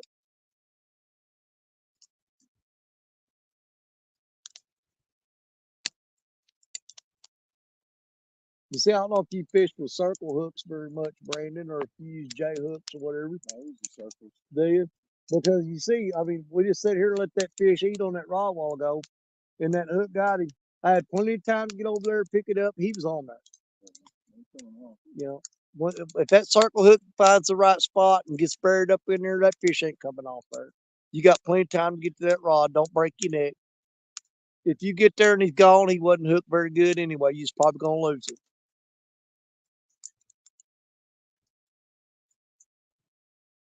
You a damn dog running around here somewhere. Like all the way over there. Well, there's coyotes on that island too, and there's coyotes on that island over there. Now, thing about it is, I spent a many nights on that island and camped and fished on it and that and there. And they ain't scared of crap, man, because they don't. Oh, no? No. Dude, you can have fire built and they'll be running out there 10, 15 feet out, running around you in circles, man, and just checking you out. And because they're just not exposed to people that often. But yeah, you go on that island, them coyotes over there. Yeah, I was going to camp out for 3 or 4 days, so I was bring extra bullets. Yeah. I ain't going out there without a damn gun. Believe me, I'll carry it wherever the law allows me. Yep. Them freaking coyotes here, man, if you get on one of these islands where they don't see people very often, the curiosity is just unbelievable, man. They'll come right up to a campfire and start circling around and stuff and watching you. I used to grab a stick and throw it at them. But I won't walk away from that fire. It's like they're waiting on you to move out there into the darkness. They're just like, come on out here, I dare you. I'm like, no, you're on your own, pal. You stay out there as far around as you want to.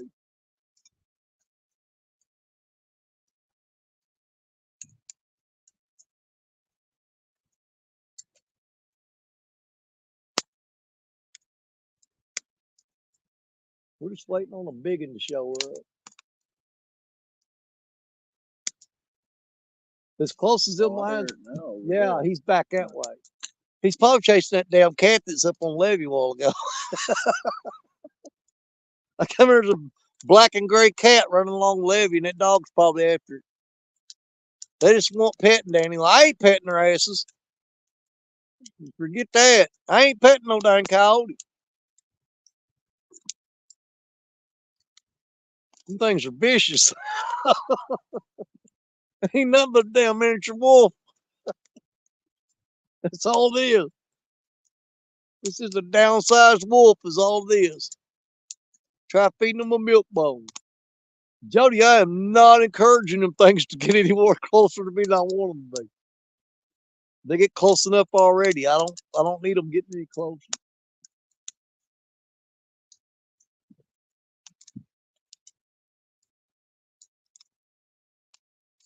I think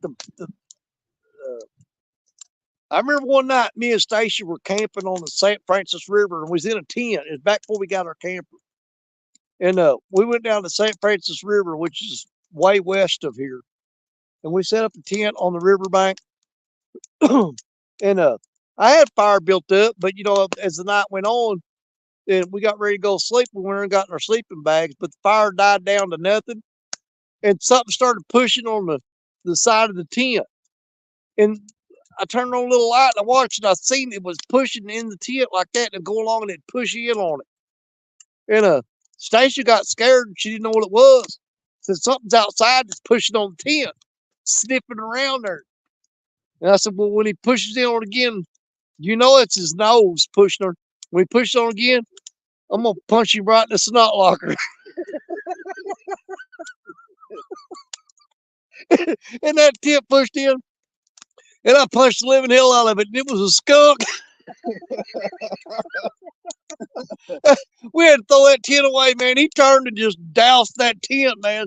He sprayed the whole side of it. We had to get up and get out of there. Oh, wow. But yeah, he was pushing on the side of the tent, and I punched the hell out of him. And when I did, he turned and just sprayed the whole tent. And said, note to self, find out what's out there before you start swinging and throwing punches, man. You punch a skunk in the nose, I promise you they'll spray. They call it clutch. I saw one person go up the hill. Yeah, they getting out. Well, he said he wasn't getting very many bites. It's just a slow night for fishing. We're just going to call ourselves lucky that we got one, you know. I didn't want Brandon to go through all this trouble coming down here and not even get to see a fish, but I was hoping for something a little bigger. But you know what? Like I said, we'll take what the river gives us. We got the real one in. I'm hoping we'll get another one in there about that size. I'm going to put Brandon on it, let him go over and fight it, see what he can do.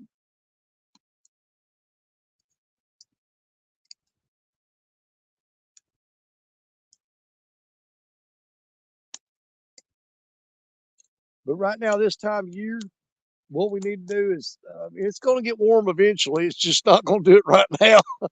But we need to do a daytime trip, and I'll have you follow me around, or we'll ride around in my truck, and we'll go around here to the other side of this bend in the river, and we'll put you on some daytime catfish. We can spread it out a little bit more, where the rods aren't tight together like that. That's another problem with night fishing. You gotta set the rods in there within, eye shot of the light, and so you really don't got a whole lot of room to put a lot of rods out. But during the daytime, when you can see further, man, you can spread them out down the bank. And yeah, you're gonna do some running, but you cover more area and you get more fish. Because when it gets real warm here and the nighttime bite picks up real good, man, I'll usually run 4 or 5 rods because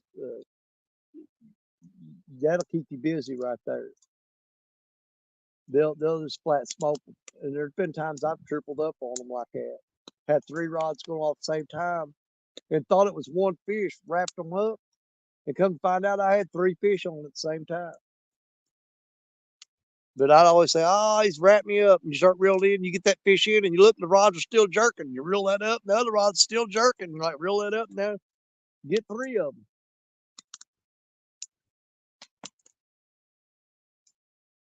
I've only quadrupled up once in my life, and that was not this year, but the year in February of 2023. Me and Richard Cluck were fishing together on his boat, and we actually had 4 rods go down at once. And we thought the 4th rod was tangled up in one of the other ones. So we reeled 3 fish in and got them on the boat. And while we were sitting there talking to the camera and stuff in the background, the 4th rod was still pulling down. So we had 4 fish on at one time. That was one of probably my funnest days of fishing last year was when I went out with Richard. We caught 18 fish that day. And Richard got a 55 pounder. I got a 43. God, I don't know how many 30 pounders we caught. But yeah, we tripled up the first round. And then the second round, we quadrupled up. Or that might be backwards. We quadrupled up the first time we threw out, and then tripled up the second time we threw out. But man, we was living in catfish heaven that day. Is it cold there, Daddy? It is to me, but I'm old and got thin blood. Brandon's running around with a t-shirt on, sleeveless t-shirt. But you gotta realize too, man, he's been up at Wisconsin for the past couple weeks too, so he's kind of acclimatized to it. He's a little better at handling this cold weather than I am. Did I throw the tent away? You dadgum right we did. It's just one of them little Walmart Ozark Trail tents. It wasn't nothing real expensive. To me, we was better off buying another one than trying to clean that one up. We pitched it. We pitched the tent.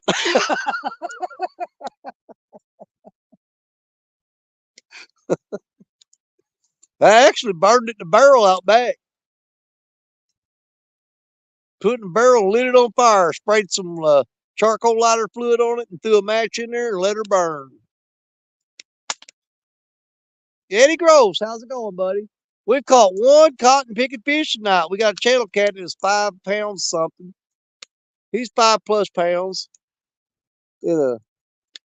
We've had 3 or 4 bites, if you want to call it. They're just tapping, they're short striking,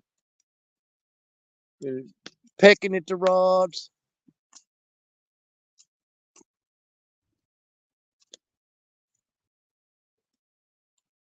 What time is it? It's 9:12.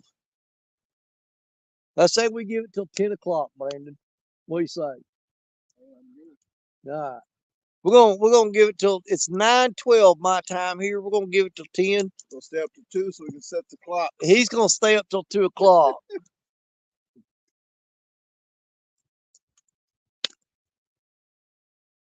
But by the time I get all this, if I fish till 10, and by the time I get all this packed up, put up, and get home, I'll have just enough time to jump in the shower, catch a couple hours. Whoa. Which one? Oh yeah, he's coming.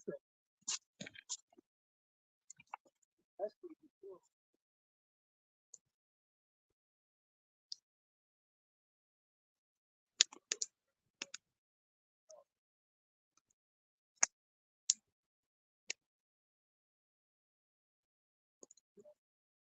That's the big giant right here.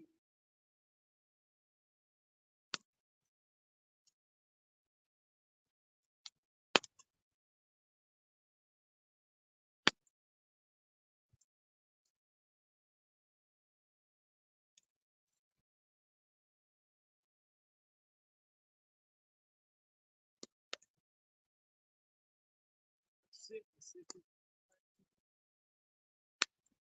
You gotta get that hook out before you get hooked.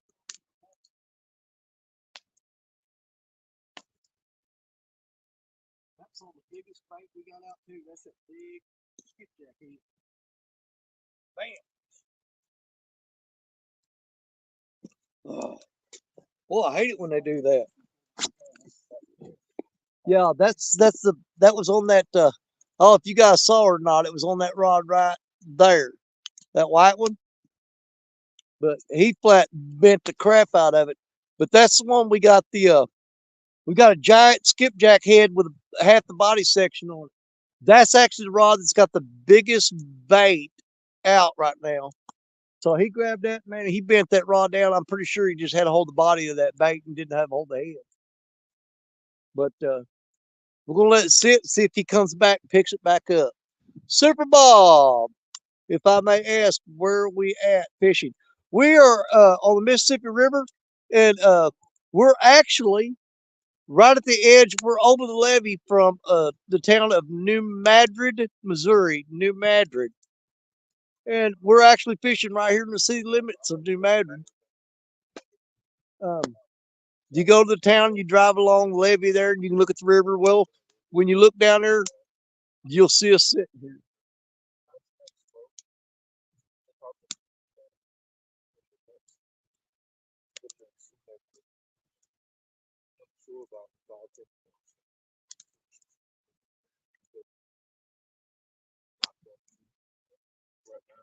Super Bob, I'm around Cape Girardeau.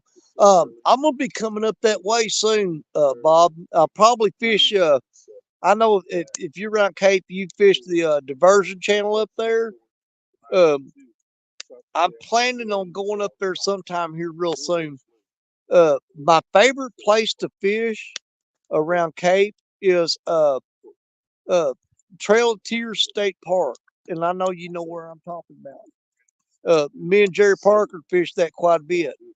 But you go to Trail of Tears, I'll drag my camper up there to that campground at Trail of Tears and set it up. We had a bunch of folks come up and fish with us last year there. We had Chris and Telly from Hooks and Hammocks. We had Chad and Dee from Fields to Water. Who else showed up? Matt, Want to Be Outdoors. Richard Cluck and Stephanie were there. Jerry Parker, of course, he was there. But we love fishing Trail of Tears, man. It's a great spot to fish. Use frozen shrimp and night crawlers. Yeah, they're good for these channel cats. I haven't caught very many blues on the frozen shrimp. Now, I've taken them night crawlers and put like 4 or 5 of them on a big hook, and you can get some decent sized blues like that. But if you want to get channel cats, man, you take your number 2 eagle claw hook, a 2-aught eagle claw, throw a whole worm on there and sling it out there. Man, these channel cats light it up.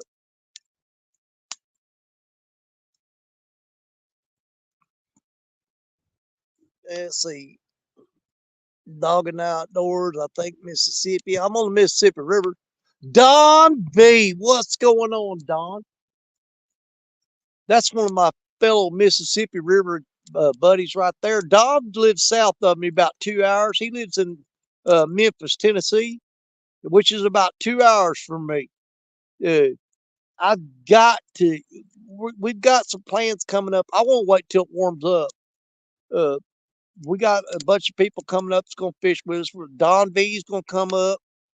Matt from Want to Be Outdoors is going to pop over here. We're trying to work out a date. We had a date set, but the weather turned off just absolutely unbearable, and we had to postpone that. But we didn't give up on it. We're still going to do it, but we're just waiting until, man, I want it to be nice and warm, and you know, where you can slap mosquitoes while you're trying to fish. That's my kind of fishing right there. Let's see here.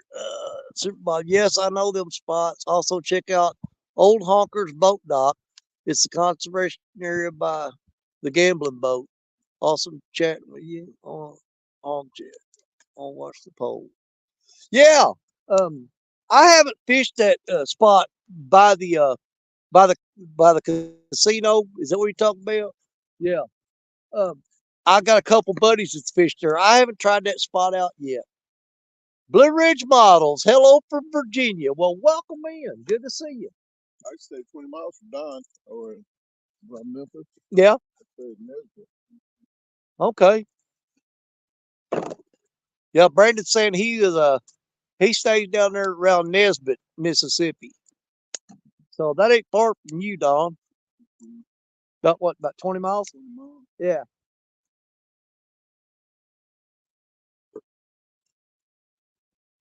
What time we got? 9:19. We're rolling along. We'll try to get one more. That big hit on that white rod down there was kind of encouraging a while ago. Yes, sir. Fish there weekly in the summertime. Man, I might have to come up there and try to catch you sometime, Bob. We'll come up there and do some fishing with you, buddy. Yeah, Nesbitt isn't far at all. You know what I'm saying? Brandon, man, he's been everywhere. He travels a lot, does a lot of videos on different subjects and cooking, outdoor stuff, and eating food. And he covers quite a few bases on his channels. He's got 2 channels out there.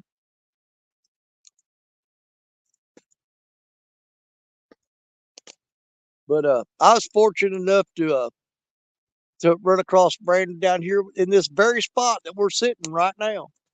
A few weeks ago, I come down here was going to do some fishing.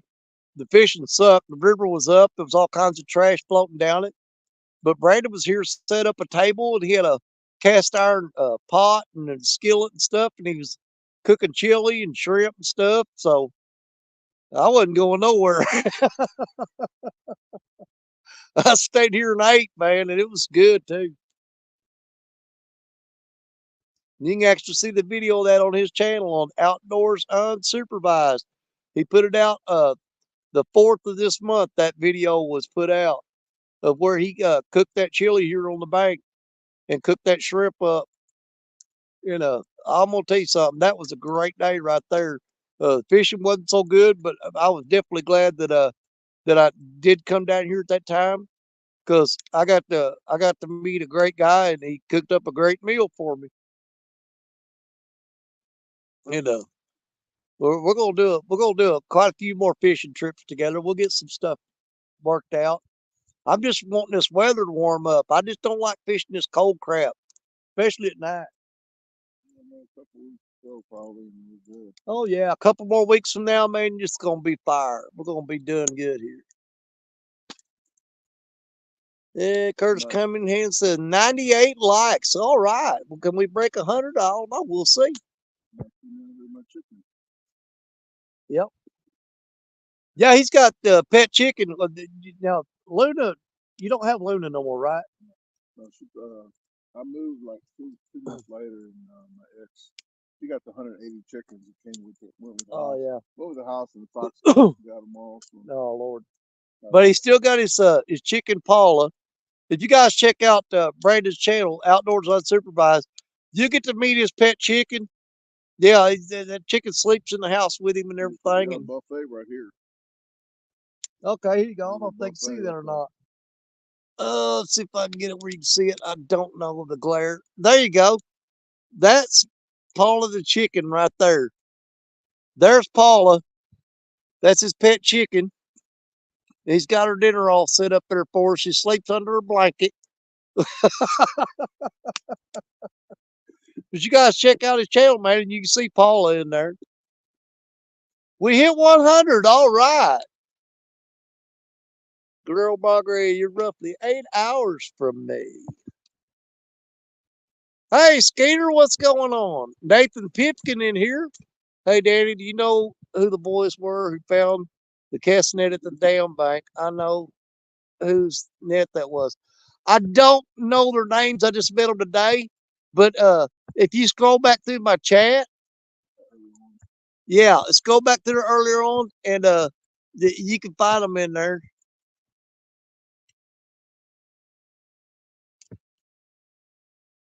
Dang, I forgot what her name is. Country what? Me too. I done forgot. FOA Customs. I didn't see Freddie come in. Man, I had to scroll back for a little bit.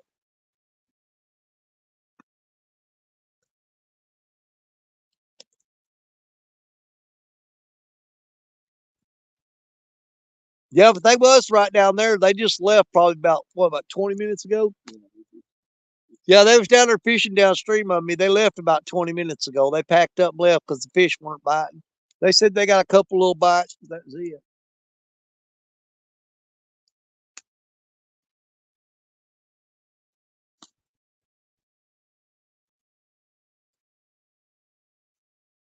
What was the name of their channel? I done freaking forgot. Yeah, it's a long ways back there.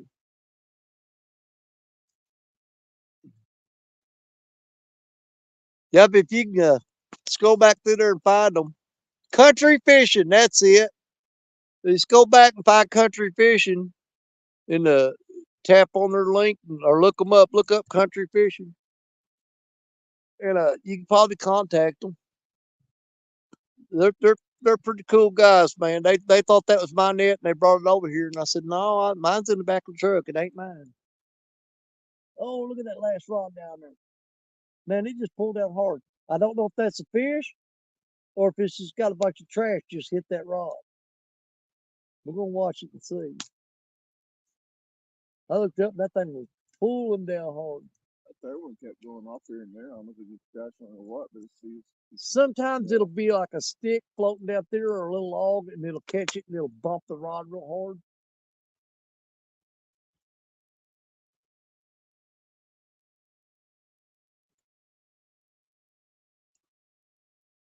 I don't know in this dark if we can handle if we can handle getting a big one on tonight. Our net's busted. And I can't see worth the crap.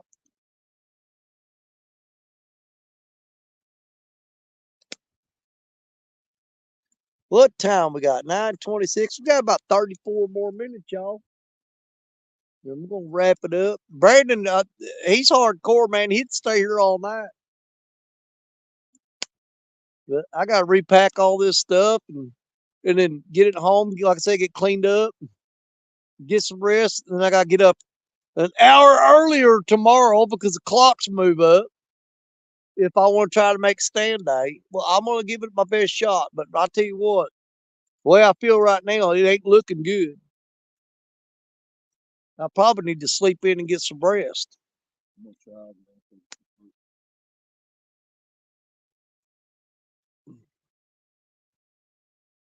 Skeeter says, "Tell you said hi." Hello. Hey, Skeeter. Just unplug the clocks and wake up when you're ready. Yeah, but if I sleep, if I don't get up when alarm goes off, I will miss stand day. I promise you. Because if you turn me loose and let me sleep, I'm out. I won't get up till 7 o'clock if I turn the alarm off. In order to make stand day, I have to get up between 4:30 and 5 in order to get everything packed up, ready, and get over here. Find a spot, get set up, and be ready. Yeah, I got to get up pretty early to do stand day. Well, you're already here. Yeah. You're early for tomorrow. You sleep in the truck. Mm-hmm.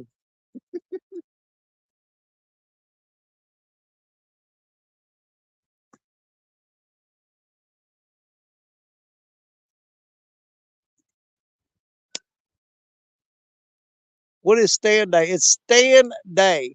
Stand day is on Two Stands Fishing Channel. It's STANS two, the number two, stands fishing, and stand three there. Well, that's his son right there. Stand three. I'll see you on the water, Danny. You might stand. You don't need me to catch no fish. I'm gonna tell you that. I'll try to get up and be there, brother. I'll do the best I can. Yeah, it's just a little tournament we have every Sunday morning. Uh, it's just for fun, bunch of good friends get together and we all go on his channel and fish. And I mean, it's just a really cool place to hang out and hang out, people fishing and stuff. And then Stan comes in there and catches all the fish, pisses everybody off.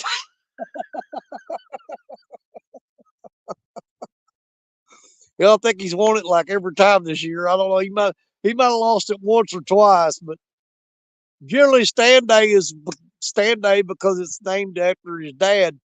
But here lately, I think it's Stand Day just because he's the only one catching anything.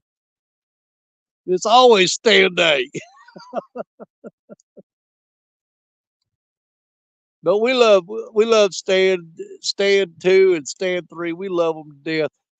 My granddaughter Coda just absolutely worships him. She thinks Stand three and Austin from Fishing the Fever. Uh, she just absolutely goes back crap crazy over those two guys. She thinks the world of them. She really does. But she loves all the people in the catfish community. She got to meet so many of them at CatCon, and it just, man, I tell you what, you guys just don't know how happy y'all made her. Let's see. I'll go for big fish tomorrow. Give everybody a chance. There you go. Why in the world are you still out there? Because I'm stupid. Hey, we caught a catfish. We got a little channel cat a while ago. We're gonna go for about 30 more minutes and we're gonna pack it up. He said we love Coda too. She is our people. That's right.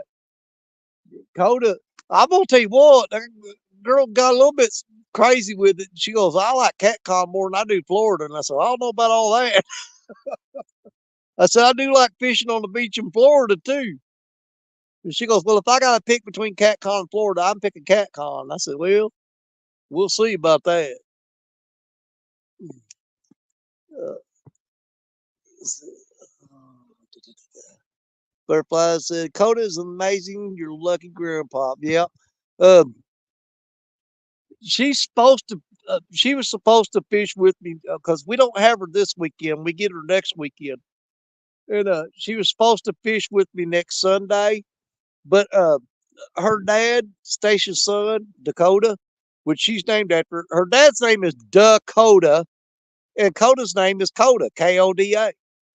Um, he just moved back up here to Missouri from Arkansas, and she's probably going to come to our house next weekend, but she's going to spend the night over at his house and stuff. And uh, they don't get to spend much time together. So I doubt if she'll get to do stand day with me because she said she's wanting to see her daddy. So there you go. But we'll see. Gregory Lemon, there's Gregory right there. How you doing, buddy? Good to see you. Yeah, Gregory Lemon, that his dad is David Lemon that makes those rod holders. Um, Brandon shot a whole bunch of video footage, man, focusing on the double hook angling rod holders earlier. And man, they're pretty impressive. I mean, I like them. They're some really good rod holders. Oh, let's see here. What do he say? Coda's going to do big things in catfishing. Wait and see. Unless finds boys in junior high. No, Coda's pretty set on catfishing. She's worked up about it. I mean, she's got some really nice fishing gear and stuff and everything. She's won a couple of rods at fishing the kids tournaments. And J Dog bought her a rod. D bought her a reel. So she's really got some. She got some nice gear. Freddie from FOA, man, he sent her a bunch of hooks and he sent her a big old tackle pack. And she's all set, man. She's pumped up about catfishing. She's all about it. And she used to be when she was a little bitty. Sorry for getting in late. Don't worry about it, Gregory. Hey, man, this is the Danny Stone Show. You come in anytime you want, and you come and go as you please. I don't care what. If we're live, you pop in here anytime you feel like it, buddy. You're always welcome. We love having you in here. Even if you come in for a few minutes and leave, we just love seeing you pop in. But you hang out with us anytime you want, brother. My show is your show. Simple as that.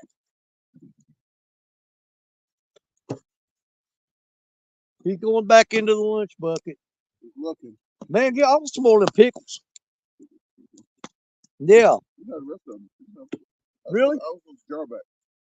Ooh, look at that, man. Them spicy, sweet pickles right there that Brandon makes.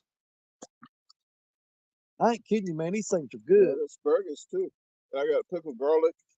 Pickled garlic Oh, and pickled man. asparagus. I tablespoons of that, man. I ate tablespoons of that sweet and heat garlic.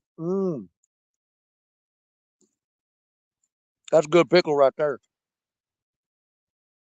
Man.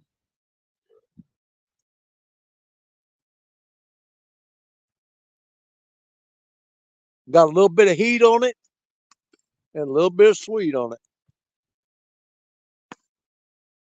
Right there. You betcha. Man, them are good.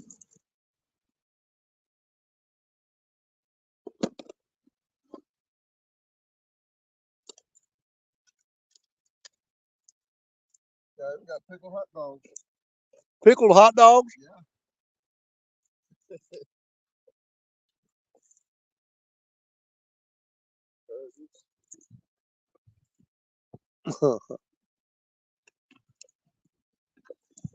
And Gregory said, "Did you catch any fish?" We caught one channel cat so far, Gregory. He's about 5 pounds and something. He's a little over 5 pounds. But man, the bite has been really slow. There's still a lot of grass in the water. It's been hanging up on the lines and stuff, making fishing tough. But we did manage to catch one tonight. There's been several people fishing around us here, and nobody caught nothing. But we did get one. We've had a couple decent bites.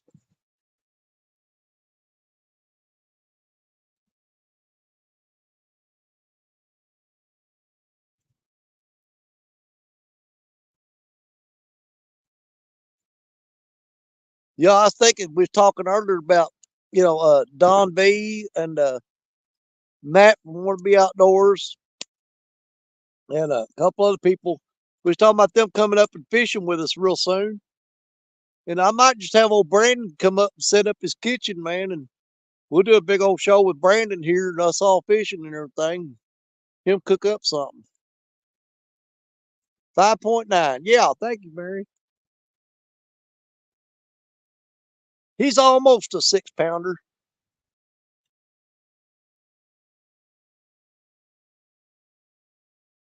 But the bite is pretty much dead here tonight. The water temperatures have dropped really bad.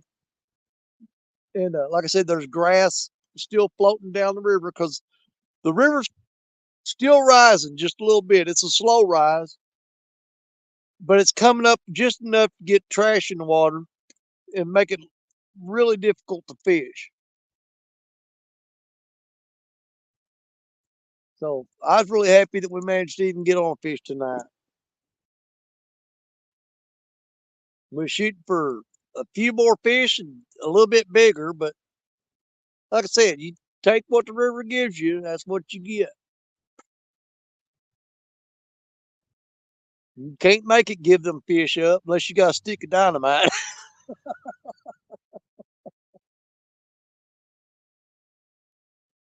Get your big old stick of dynamite, throw it out there, you catch all the fish you want.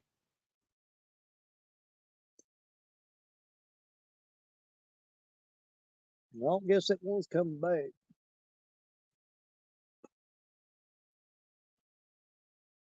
We had one pop a line down there a while ago. He hit it pretty hard.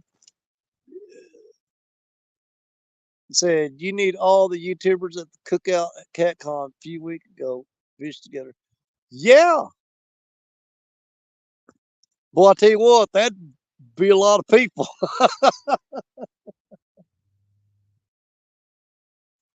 We may get up there. I'm gonna head north sometime this year, and I'm wanting to go up there and I'm gonna hook up with Tim Scott uh, from Epic Catfishing, and me and Tim are gonna try to do some fishing this year. He just don't know it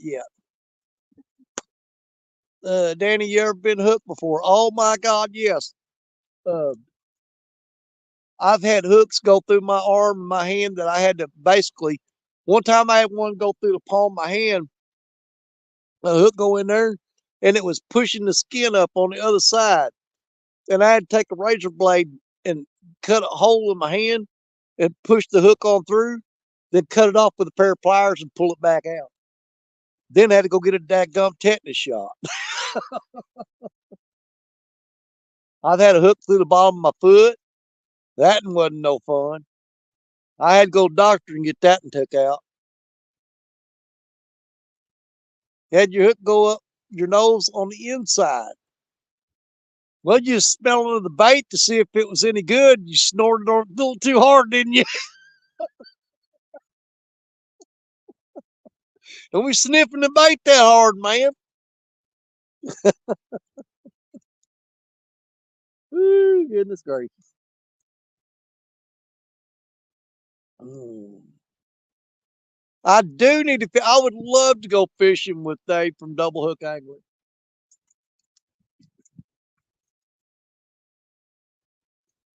If there's any way possible, I'd fish with every single person in the catfish community.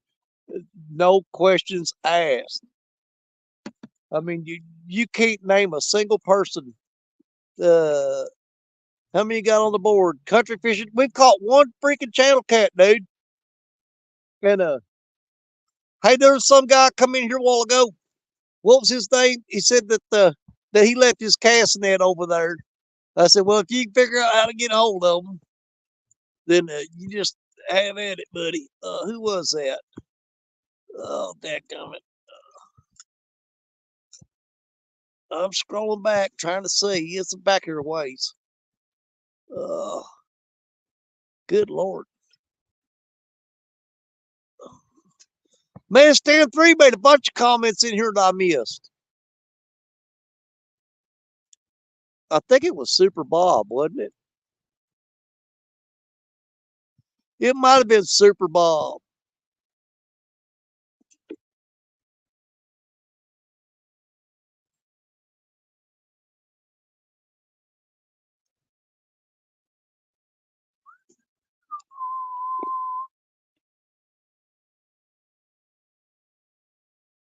I was looking for a buddy of mine to be in chat tonight, and I ain't seen him because he's going to put a really stupid name up there.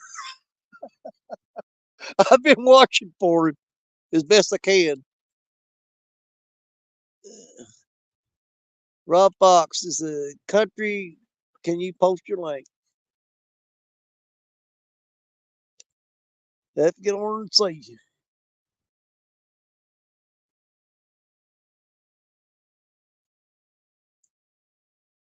What Guerrero do now?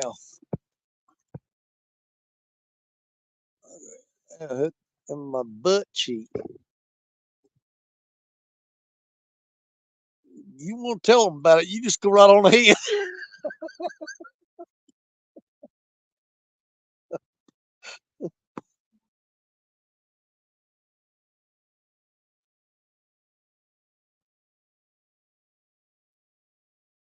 I think the worst, I was barefooted.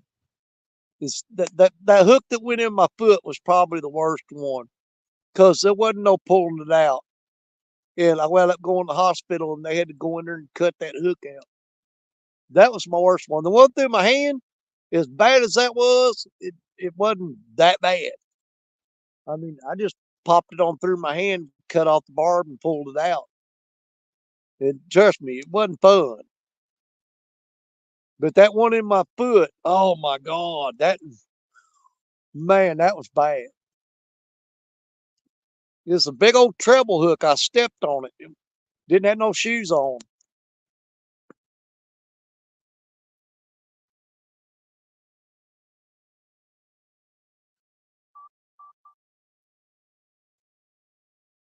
Well, you definitely got the point. Have one in your heel. Man, you don't want to get that hook in your foot because the bottom of your feet, that's where the skin is about the thickest that I think it's going to get. And you get a hook, and you can't hardly pull that cotton picking hooks out, man. It's like trying to pull one out of a piece of leather. Fishing with a girl got trunk, cozy, sit. There, so hopped in, and sat on a treble hook. Hopped up really quick. Boy, that'll ruin your night. Yeah, them furthest two rods down there, I know they've got a bunch of trash on them. See how pulled down they are? They're loaded up with all kinds of trash. Well, we got 944.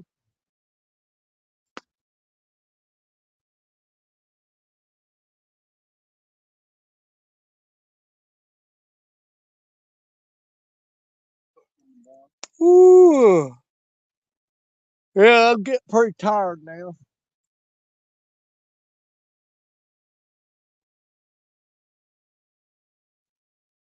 Summertime, I'd stay out here all night long. Wouldn't bother me a bit. I'm gonna eat another one of these pickles.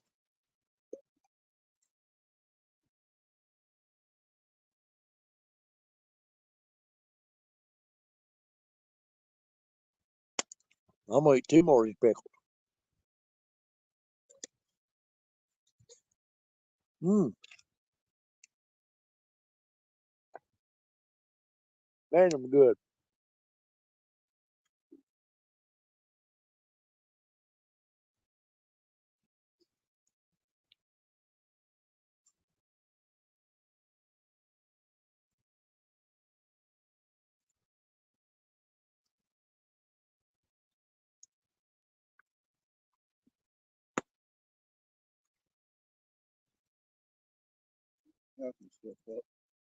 Yeah, that's the thing I hate about uh, at the end of the night when you're done fishing. It always seems like you got twice as much crap to carry back out as you did to carry it in. Yeah.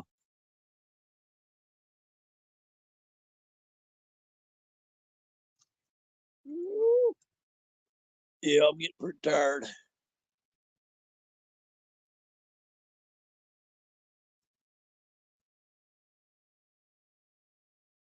Man, we had a really big crowd in here earlier tonight, man. We had like 90 plus people on YouTube and had over a dozen on Facebook. So that's a pretty good night, man. Danny, what bait are you using? I've got fresh cut skipjack and fresh cut gizzard shad. But the fish we caught him on skipjack.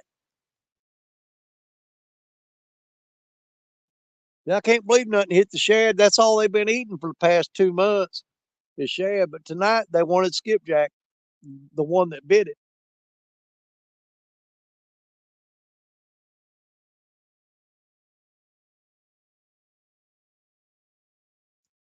But like I said, the river's still coming up. Once it peaks at a certain level and levels off, and some of this trash floats out of here, it'll be back to good again. We need a couple more warm days though.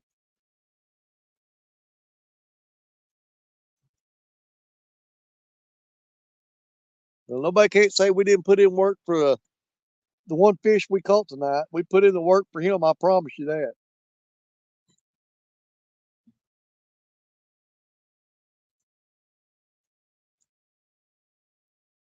Man, that dog going crazy over there.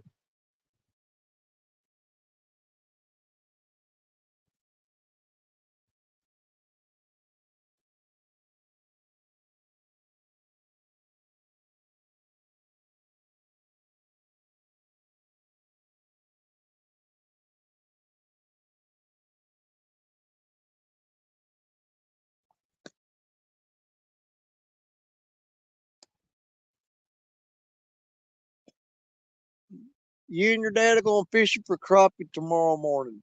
Cool, man. I know, man. Dave's good at catching them crappie. He does some. I see some of them crappie you caught, Gregory. Man, you do pretty good at it too.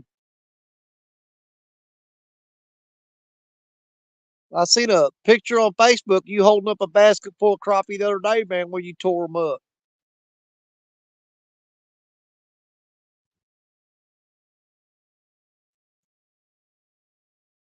Woo! It's never fun packing all this crap up. That's why I like the summertime, because, like I said, I'll usually, if at the very least, I'll set up like a tent or something, and I'll set them rods out and I'll stay up all night long. And when the sun comes up where I can see, that's when it's easier to get it all packed up out of here. I mean, you're wore out from staying up all night, but it's still easier to pack everything up doing that.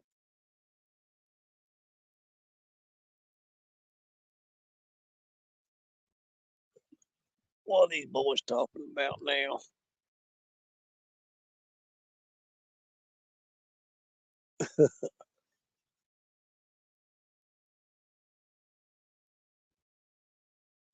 No dog. Yeah, I don't know if it's the same dog or no one, but he's coming this way. He's slowly making his way down here. That dog's getting closer.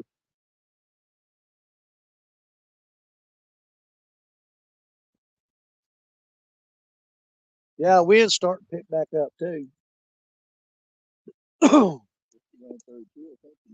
Yeah, I know it's gonna get cold tonight. They got down to 2 in Wisconsin. Oh, good Lord, man. 375 and 24 and 2. Yeah, forget that. Tomatoes, Mexican. Nice. He said when he was in Wisconsin, it got down to 2 degrees. I'm like, man, you can have that. When I fished the Winter Blues here back when Chad had the Winter Blues tournament, and I was right upstream here. Man, that was probably the most miserable day I've spent in a while. It was 7 cotton picking degrees, and I was out there sitting on that bank freezing to death. And that was awful. Oh, put them scales in there. I mean, got the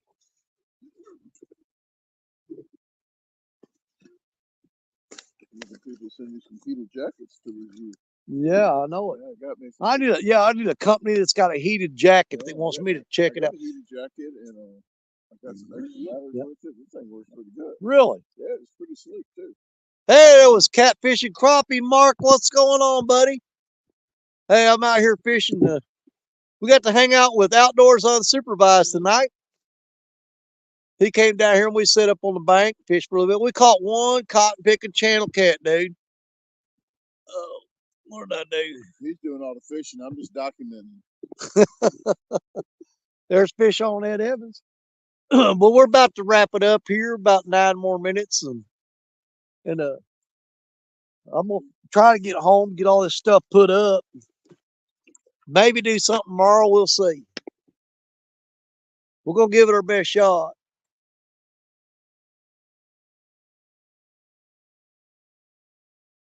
Oh, I hear coyotes over now. That's on that island. Yeah, the coyotes are getting restless on the island upstream here from us. Probably chasing a deer. Oh yeah, that's a whole pack. Yeah, more like that way. Yeah. Yeah, they're over there. Yeah. Yeah, freaking coyotes are coming this way.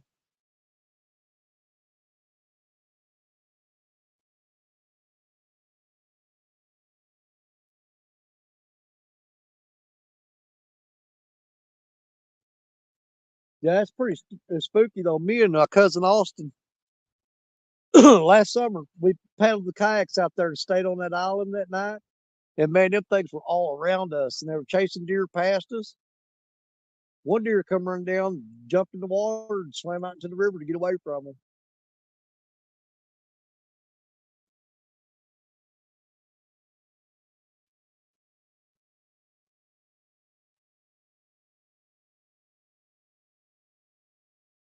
Am I going to catch a big fish when I turn off the video? It's happened before. I don't really look for it to happen tonight.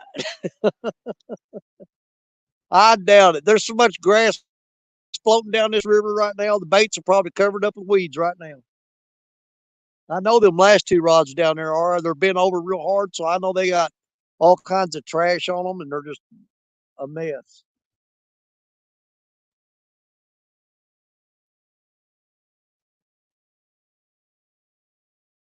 How far do I got to carry all my gear to load up? It's not that far tonight. We're just maybe 40, 50 feet up the bank right there, and the truck's parked right there. Brandon's got his car parked there. It's not going to be a lot of a long distance to get the gear out here. It's just we got so much stuff down here. It's going to take a little bit of work to get it all out of here. We got plenty of lights. We got plenty of lights for you. Oh yeah, yeah. But that wind has picked up now, so it's starting to get a little bit colder. It's going to get down to 32 tonight, and the chill is coming quick. The temperature's dropping pretty fast here. Connie Johnson wants to know if you're staying all night.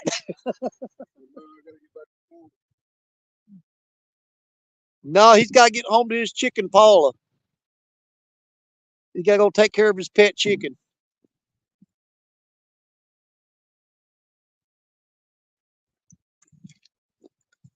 Setting the thermostat on your cage. Yeah. Or little heat lamps.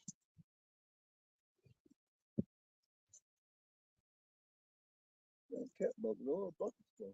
Do what? You got a bucket missing? I know I had a whole bunch. I was going to get to you. You want the bucket? You want the bucket? Oh, I don't need them buckets now. I bet. About 8 to 10 a month. Mom, we have about 25 cats. No, we don't have to put that fire out. It's built right in a big bunch of mud. That fire ain't going nowhere. This whole bank is muddy. Trust me, when we stop putting wood on it, that fire will go out. Yeah, out here once we get done, so the ash is gonna get on this and spread it out.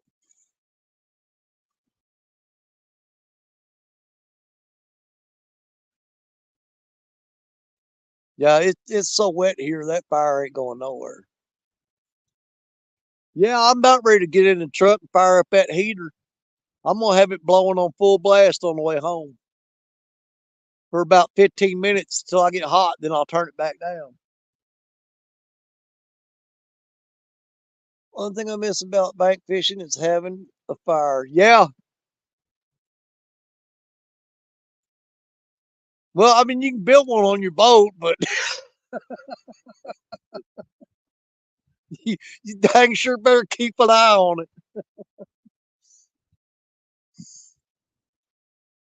Bring some up with them cat tents goes on the boat, huh? Yeah, probably. Or get you one of those little fire pits that is propane or LP. Oh, I got a diesel heater. Oh yeah. Yeah, a diesel heater thing that one somebody sent me to review. That thing is hot quick. Woo-hoo. I wouldn't be so tired, but I got up extra early this morning and I worked today. And like I said, I normally don't work on Saturday, but today I'll work. Normally I'll sleep in on Saturday and fish a little bit longer, but not today. Let's see. I did some wiring on the boat today. Hope that fire don't happen.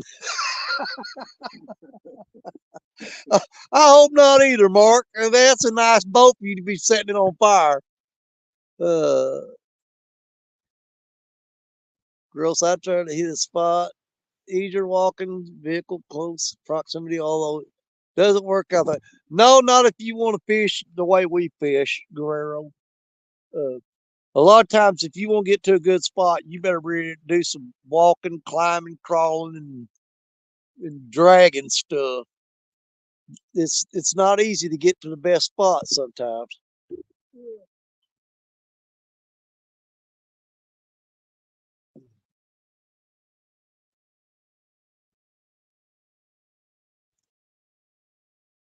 Yeah, I think the bite, with the temperature dropping this fast, I think the bite is pretty much just completely went dead and stopped on us. We were getting a few hits. Like I said, we caught one catfish tonight. Little channel cat, 5.9 pounds minus fish grips. So 5.7. But we'll take what we can get and be happy about it. Because we know better times are coming when it warms up. So that's what's aggravating. Last week it was warm every day. It seems like it'll be warm, and then when you get ready to go fishing, all of a sudden it gets cold again.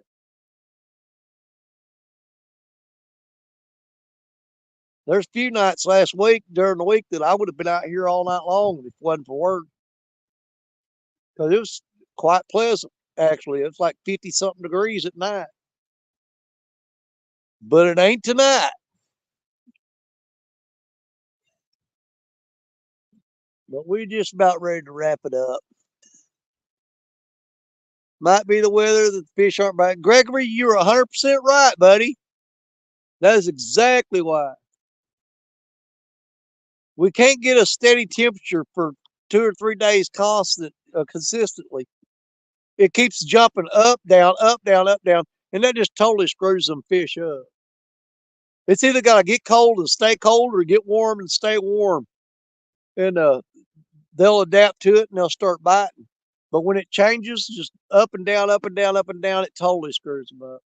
But we're not making excuses. We caught one fish tonight, and we'll catch more coming up soon. We're just getting started this year. We're going on to bigger and better things. All right, y'all, that's 10 o'clock right there. So I'm going to get Brandon over here. We're going to tell you guys bye. We're going to get on out of here. Brandon, man, it's great hanging out with you fishing tonight, man. I appreciate you coming down here and hanging out with me. Kind of relax a little bit from what I usually do. Sit there, edit. Yeah. Edit all day long. Well, I'm glad you guys got to meet my new friend here, Mr. Brandon Clark from Outdoors Unsupervised. Check out his channel. I promise you, you're going to love it. He's got some great videos, great content. And the other channel is The Garbage Disposal. That's DA Garbage Disposal. Check that one out. You get to see him eat a whole bunch of food. I'm talking about competition eating kind of stuff. You know what I'm saying? If you're in the area, I'll race you. I'll race you. He'll race you. He'll race you. But we thank you guys. We had a really good crowd tonight. Beautiful, wonderful people that hung out with us and was cheering us on, trying to catch catfish out here suffering in the cold. And we did the best we could for you. We got you one anyway. It's better than nothing, I guess. But water's too wet right here. The water's too wet. The fish aren't biting. The water's too wet. As always, you're my brothers, you're my sisters, you're my catfish family. God bless each and every one of you again. Know we love you. And we'll see you again real soon. Good night, everybody. Love y'all. Oh.